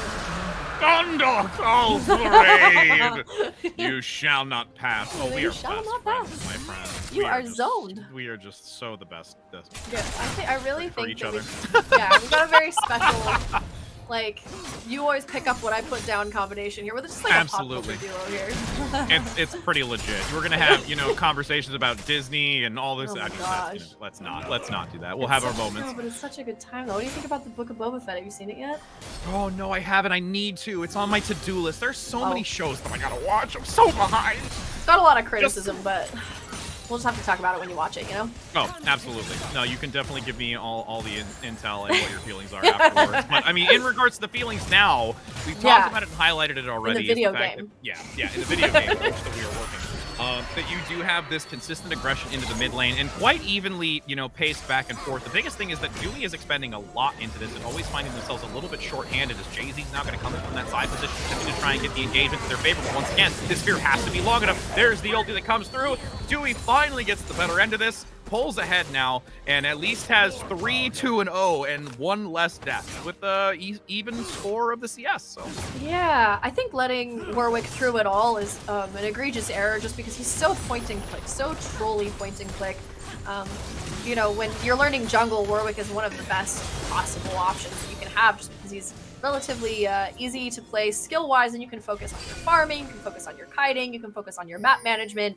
And at this level of play in Collegiate, where everybody's, you know, quite a bit above average, but not quite pro, Warwick's still incredibly oppressive unless you are fully seriously countering him. So, big bummer for Carpfish, but hey, look at how top lane is going. The Mundo is getting farmed to an extent that is concerning. That means that these critical barrels for Lemon may actually do some work, some very serious work. Dewey is just... Dewey going in for more. Trolled. Jay-Z coming in for some assistance. I was gonna say that's a little overzealous, as we saw earlier from Jay-Z. As Dewey's gonna probably express a little bit of their own, and I mean, just needs to be super careful. If there is the slightest advantage of a crowd control or a fair dive from one or the other, it's just gonna be tick tick boom goodbye for the opposing mid laner. Absolutely. This is it's a little bit chaotic too because the matchups are going in like such wildly different ways, but Jay-Z really has this shit on lock, to be completely honest with you. Like, if you have a successful jungler, it feels so impactful, and when you don't have a jungler, it's not almost not a big deal if your lanes are independent. But Jay-Z is really just putting in the work here to make sure that they have, you know, nearly every, well, actually, yes, every objective at this moment. They have the first tower, they have the first dragon, they have the Rift Herald as well, which will allow them to create even more. Oh, sorry, they don't have the first tower. I thought the mid had gone down, but it did not. Oh, sorry, they're gonna have it. So I mean, they're gonna get this bot one, yeah. Like, Yeah. they're gonna. in bot lane, all they need to do to, you know, kind of like cinch the win on the game is to push this bot lane out. If you see the first tower go down and they push it all the way to the next tower, that is a deeply concerning indication that the game is now out of the control of the other team. So they are preventing them from pushing this all the way to the tower because they know the implications of how difficult it is to get your ADC back up and up if they can push it all the way to the tower, forcing them to recall. And that is a great play on the side of IUE. That's something that a lot of teams macro-wise don't necessarily understand. I know. They're going to do it again. They're going to think that they're going to try and get it. Here's the... You've got help for a moment and then are absolutely vaporized in a blink of an eye. That... I can't believe that just... I didn't think it was possible. I just, for some reason, thought it would happen, but it just did. Nice attempt to try and evade the incoming charge. Chomp indeed, as well. Nah, it's gonna be able to. Pander, I mean Warwick. Come on, there's the return. There you go. You got lucky charms, but no, the return's gonna be in the middle position. Has to try and drop the cage. Can't manage to move fast enough outside of it. And you still have this actually going in favor of topside. IUE able to gain something in these exchanges. If that would have been a loss, that would have been horribly gone wrong and continued to snowball in a negative direction. In a negative way, but IUE is not down for the count. They are actually making some very, very intelligent macro decisions, and not only that, but Lemon is just shit stomping on Kitsune, and no bait has been taken. Carpfish has absolutely no interest in pathing top. It has been mostly camping mid with a little bit of poking in and out there on the bot lane just to see if there are any opportunities, but UWS's bot lane, Noshkrin, and Kotakuno are an absolute force of a duo. I'm actually very, very impressed with their ability to manage their lanes, manage their recalls, doing such an incredible job with how they handle it. They're always away when Carpfish is on the other side of the map, so... I mean, at this point, though, they have to have topside at least have some kind of advantage because everywhere else is being eliminated. Everywhere. There is a stack. Double chain comes through, able to lock them in place and just instantly pop their health values. This, again, is just so absolutely stellar at how UWS is playing. Yeah, the bot lane is looking pretty nasty too. Lemon has followed Kitsune into that lane just to try to keep that very small lead ahead. Gangplank does have an incredible ability to impact. Oh no, Carpfish. Yeah, that was an easy 1, 2, 3. Yep. Definitely. Literally, you've got more than enough lucky charms to consume for this whole mid lane at this point. No, cereal. I know, me thanks, too. Dewey. Thanks, Dewey. Feeling that. One thing is that Lemon does know that he is the win condition right now. And needs to continue to, you know, stop damage where he can, but also focus on farming and continue to farm up because you know those barrels can take down an entire team if given the chance. And so he's got to stay away from useless skirmishes. You saw that he pathed down there to sort of like poke his head into the mid lane to follow Mundo. Not necessarily the best idea. You should just keep your head down, keep farming, unless you can guarantee that where you're pathing is going to end with some sort of benefit. So Lemon, keep your head down, keep farming, do the best that you can, keep farming that Mundo if at all possible. Not a great, you know, you wish you had somebody a little bit squishier like Camille to farm down there, but Mundo's fine. Caitlyn is back on track now too. Noshkred is really, really impressive, but the Caitlyn Lux lane is so impressive. It's disgusting. Yeah. I mean, they've found themselves in such a dominant position. Now, as I say that, there is a heavy aggression. Nice. This is a happy feet moment, but it's soon going to fall short as the aggression comes out. There is a huge shutdown advantage going towards this middle position. Dewey, what are you doing? You're going to go super aggressive with the blast cone over the wall. Has to pop the cage on top of it. There is a massive amount of damage coming from the support player. I mean, Kotakuno has stacked. You thinking, oh no, it's a support Lux. That's not going to hurt. No, it sure as hell does. As Lemon now is being hacked to pieces with a cleaver up towards the cage. You've got the ultimate as well. Picking him up again. 15-7, Rogue escaping again, but this is just miraculously done all around, through and through. Even with these really uncomfortable engagements like Dewey coming over the wall, they're still able to come back on top. Are you gonna get this too? You're gonna get it with the Covenant! Oh my! Oh my, I'm like speechless right now. I love to see support shine too. See Kodakuno actually like pursuing that as well, even with a couple other people on the map. That was really fun. I love a support Lux that actually like isn't just out of control, just absolutely unhinged. That Mundo moment there on the tower is how they're playing the game right now. Oh yeah, where he grabs smashing it their with his face head. so hard right now. That was the most truest and purest form of what is occurring at this moment. But I mean, and also as a support player, you would know this probably just as much. When you get that Comet kill, it feels so damn good. I literally cannot even, yeah, the Comet kill, especially when you walk away, like, you're in a Michael Bay film, like walking away from the explosion, and you get the kill, you're like, yeah, that's right. That's who I am. I walk away from Comet throws and have a grin on my face. We're focusing on the the bot side quadrant of the map to try to protect Carpfish in the way that he is farming. So you can see his teammates hovering around him, making sure that he is able to actually farm his own jungle. You also see Lemon there protecting the jungle as well. So they're doing what they can to try to annul the pain. You actually don't see this kind of cooperation even in LCS teams. So, great job. That's like the benefit of this kind of coordination. Great communication on the side of IUE. They're really doing what they can to try to recover. Oh no, but look at this collapse from all angles. You've got the cage surrounding Carpfish, unable to escape. Now they're going to chase down Lemon, who got the early pickup. Upwatch comes through, able to evade. The keg is there, but it's not going to matter. There's even a cheat. They're going to... Really? They're just gonna let him. They're just gonna let him roam free into the turret. Still gonna get the takedown. There is no way they were out of that combat long enough to not give that over to Kitsune. Yeah, that's true. Now the focus onto the Rift Herald just before the Baron. The only thing that's being obtained right now is bot side turret from Rogue, hoping to gain some kind of gold in the pocket. Hey, you know what? The least you can do is try and split push here. I do want to say that a team's worth and skill can often be seen in the way they try to recover from a losing game. Really important because you don't always get in this game state in a way to be able to practice. So this is a great on-stage opportunity. I know the joke is loses improve, but the reality here is that IUE just displayed some very, very slick ideas of how to work together to be able to try to recover. And I think that alone is worth praising because there's not a lot else to say. On the side of UW-Stout getting our third Drake. Here we go, Cloud Drake for just to prolong IUE's suffering, I think is probably why it's Cloud Drake. And now they're going to try and move up towards this bottom position. Here's the Predators. He's got a lucky charm for you, friend. Going in for it, doesn't get out of the dash, into the beam. Boom! Comes the dynamite. Oh my goodness. Dynamite. Oh, so disgusting. That was...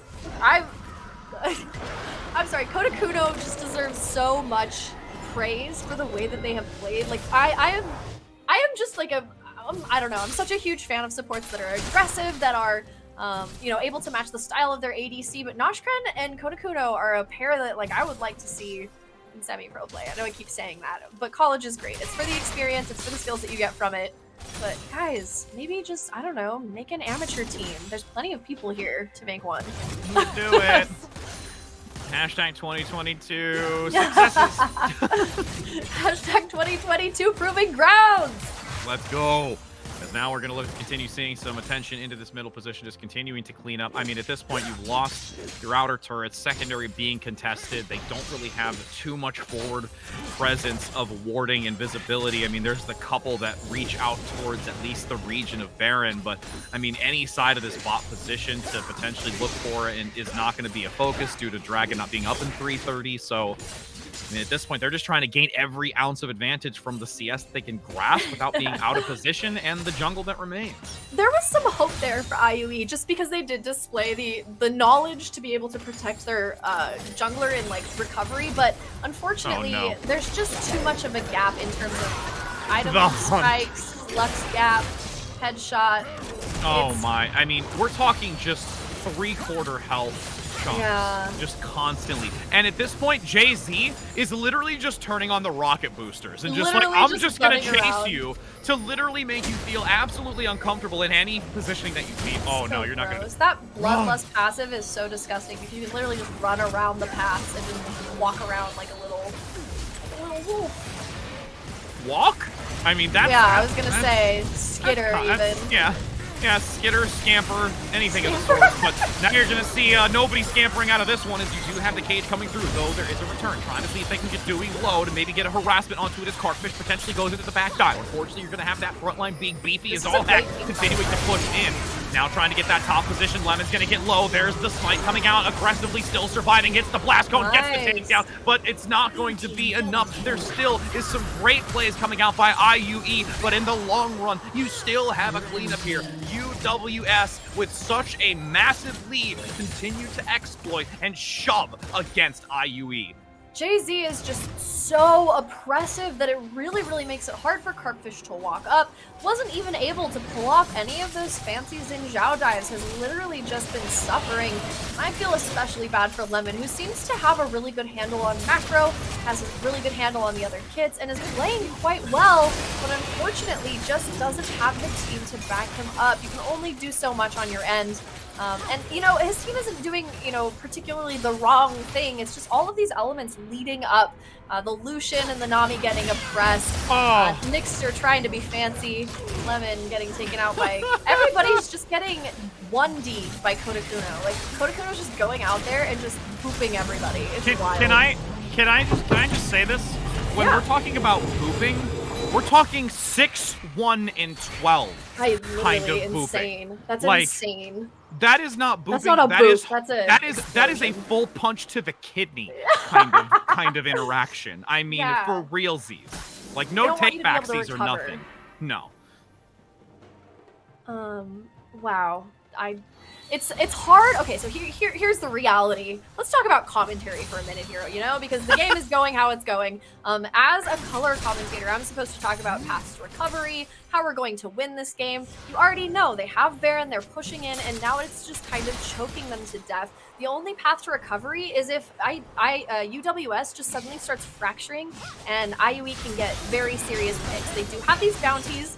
And they also have objective bounties, so I mean the possibilities are a lot larger than they used to be. But at this moment, I'm not gonna lie to you, everybody watching this probably plays League of Legends or knows somebody or loves somebody who plays League of Legends. This game it's over, unless something wild and crazy happens. So we're watching the end of the game here. Still, IUE has shown they didn't give up for a really long time. They really showed some good recovery, and this is a great VOD review for them. Yeah, it's an uphill battle, and again, you highlight it. The fact that you're going to take stock of what had happened in this game to elaborate further. I would definitely say that their first game was much more convincing. Again, Definitely. 1, 2, 3, center of the cage. You've got now this Dragon Soul going to be picked up. Wouldn't be surprised here if they want to try and just shove now that they've got it active to end it. Again, it is a moment for you to reflect, and one way or another, somebody was going to have to lose the second week, and it just looks like IUE is going to be the one taking the L, as despite they want to take their attempts, Kate comes out, gets another, stacking up and getting the pick. They do at least take down, you know, the Mundo play. The front line is partially gone, but this is still just no easy way to work around it. No, it's heartbreaking too, because their draft really just does not allow for even stopping a siege either. Like the range of the Caitlyn, of the Lux, they can't even walk up, and that's one thing that I think a lot of teams should consider when you're considering your draft. Don't think about meta, think about zoning, think about what you can do in certain situations with the range that you have. It's not all about you know, tanks or your ability to dive or get dove. A lot of it sometimes just comes down to range. Oh guys, don't BM. Come on, hit the Nexus. Oh, come on. Auto it for days. It's okay. Yeah. Super minions are here to save the day. As that's going to be the second point here, going in favor of University of Wisconsin Stout. They have played quite stellar. And honestly, again, it was Indiana University last week. I was able to look at some of their VOD history and able to see that that was quite a close, intense game. Now that they're going into, you know, Wisconsin, finding themselves quite a adversary to go against, really huge learning opportunity for them moving forward. Indiana can now take stock of this type. And again, their first game was personally, I feel a little bit more convincing. They still found themselves at quite a deficit, but in that first game, they played to their strengths. They adjusted. Maybe it was, one of those things where I know they wanted to use the Gangplank top by swapping that role between Lemon and Carp, but it might have been something where it would have been more optimal for them to have kept that original roles. All those different types of questions and ideas just come to top of mind when you start really evaluating the brass tacks of what these types of strategies are being brought to these matches. Incredible points brought up. I think that those are all completely relevant, and those are things that you should ask yourself in a VOD review. I think that these are all completely relevant. And not only that, but IUE has some very good bones. What they have and what they are working with, specifically Lemon, was a really, really interesting player who has a really good sense of what's going on.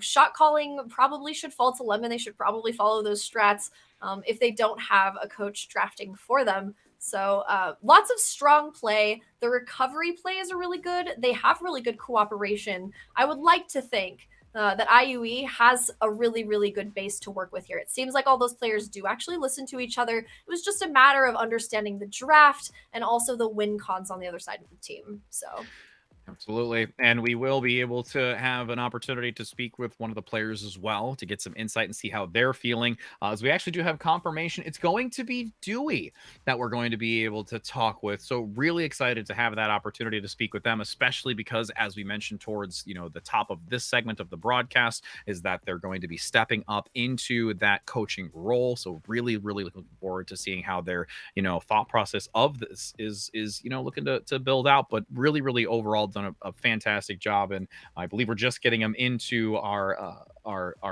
opportunity to interview in just a moment. But again, still overall really, really well-rounded play coming out from Wisconsin, and I'm extremely excited to see how they move through this, because you really, really highlighted as well how successful that bot lane was, and it was absolutely just crushing. Yeah, and you know what? I think IUE has, like I said, good bones, and they just needed a different draft. That's all. Indeed. Now it looks like we actually do have Dewey coming in here, so we can actually have a conversation with him. Dewey, how are you doing, my friend? Good. It was a good series. That's fantastic. Yes, indeed. You cleaned house and did a stellar job. I mean, honestly, we had a chance to talk to Spades before going into this, and, talking highly about you and, the role that you're about to take in the near future, being a player and then transitioning into this role and the performance that you've put on here. How is it that you kind of take methodically these strategies and just what you play? Like, what is it the process that you go through to be not only this quality player, but also taking that knowledge and transitioning into a leadership role? Well, it all starts, been playing for a while, and, I put a lot of games in, and I play as many champions as I can. I work on all the small things. All the small things matter, and I've made sure to get those things not perfect, but as close as I can to perfect. And as a player, that's one of the most important things you can do. And then going into a coaching role, I can use that information to help all the players. So yeah. They call him College Bjergsen. His name is Dewey. I was just really, I need to know, what is the team dynamic like? Are you guys relatively serious? Do you have a good time? Are you friends? And who is doing the shot calling as well? It's a mix of both of those. We have our moments of, everybody does having some fun, but other than that, it's. I mean, we try to keep it competitive, as keep it serious in game. But there's those moments where we have some fun. But good. Yeah, and we all have our mix and match of callouts. Is there anybody in particular you'd single out as the leader of the team? Is there anybody any players like that? I'd say I have more of a leadership role. Yeah, I think so. I think I have the most experience, and I use that to just guide the team forward. But I'm not the only one making these calls. There's things that I don't see that my teammates see, and they call it out. So the level of humility coming out of you is very good. That's such a great skill to have in a leader, is to know when you were right and when you were wrong. That's great. You have a bright future. Thank you. Well, and one thing I want to touch on too is, I know, like I said, we talked to Spades, and he had mentioned that, both you and Kitsune are more newer to the roster, entering into, this year. So they had said that you were, really, really performing at a high level, like being able to acclimate really well. Now let's take a swap and ask you, how is your experience fitting into this roster, taking on, this responsibility and being able to work as a unit? Like, has it been something that's really rewarding? Like, what's been challenging? How does that look for you? It's pretty fine. I mean, our last mid laner had some problems, and me stepping in gave us that option to fix some of those and make it more consistent in the mid lane. And I think that's what the team needed. I know there was, from what I know, some troubles with last roster and how that worked out, but overall it's been much better for the team as a whole. And yeah. Fantastic. Do you guys have any like rivalries? Is there like any particular school that you're looking forward to competing against, or are you still too green to have one of those? Not yet. Okay. Not yet, no. I think at some point we'll have a team that. Yeah, there's always a great white buffalo. Like, you will find yours. I was just curious if it had stood out quite yet, so we could keep an eye on it. Unfortunately, but I'll keep an eye out for it. It's okay. You'll just have to announce it on Twitter the moment that you know it. Whenever somebody gets right an outplay on you, and you'll be just like, right there, absolutely. I'm gonna be like, Dewey's gonna beat the shit out of Harrisburg. Like, he's gonna just only Twitter. It's only Twitter. It's the only way to go. It's the only way to waves. get anything out. Definitely Absolutely. real life. Twitter war is the only way, I think. Yep. The rage continues. But we do really want to say that we appreciate your time. It's been awesome to be able to watch you and all of your teammates play and do so well. And the worthwhile fight that your opponent had brought to you guys. But again, you played so stellar, and we cannot wait to see how you continue on through the rest of these weeks. Again, you can feel it with your head held high. You have 2 weeks now back-to-back wins, the W, the 2-0 score. So feeling confident, and let's now look to see you prep for next week to make it a 3-0, Fran. That's what we want to see. It'll be fun.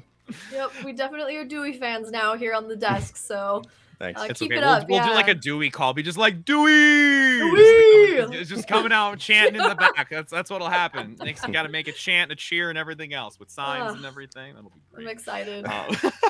Thanks. But take care. We wish you a wonderful rest of your evening. Great celebration for you and your teammates, and looking forward to hopefully getting to see you again here on broadcast, my friend. Sounds good. Thanks, guys. Awesome. And again, for all of you that have tuned in, that have been a part of this, I mean, I got to be honest, Space Coast, I've had a blast today getting back into this. Starting the new year, NACE Starleague, League of Legends has been amazing. Granted, we didn't get a first week broadcast, but to be a part of the first one and going into this year so far has been stellar. Yeah, it's been honestly such a blast. And thank you so much for joining me for my first cast since October. Absolutely. Yeah, and I just want to give a huge shout out to the players. They are often the underappreciated backs upon which all of this is made possible. I hope this was a good experience for you.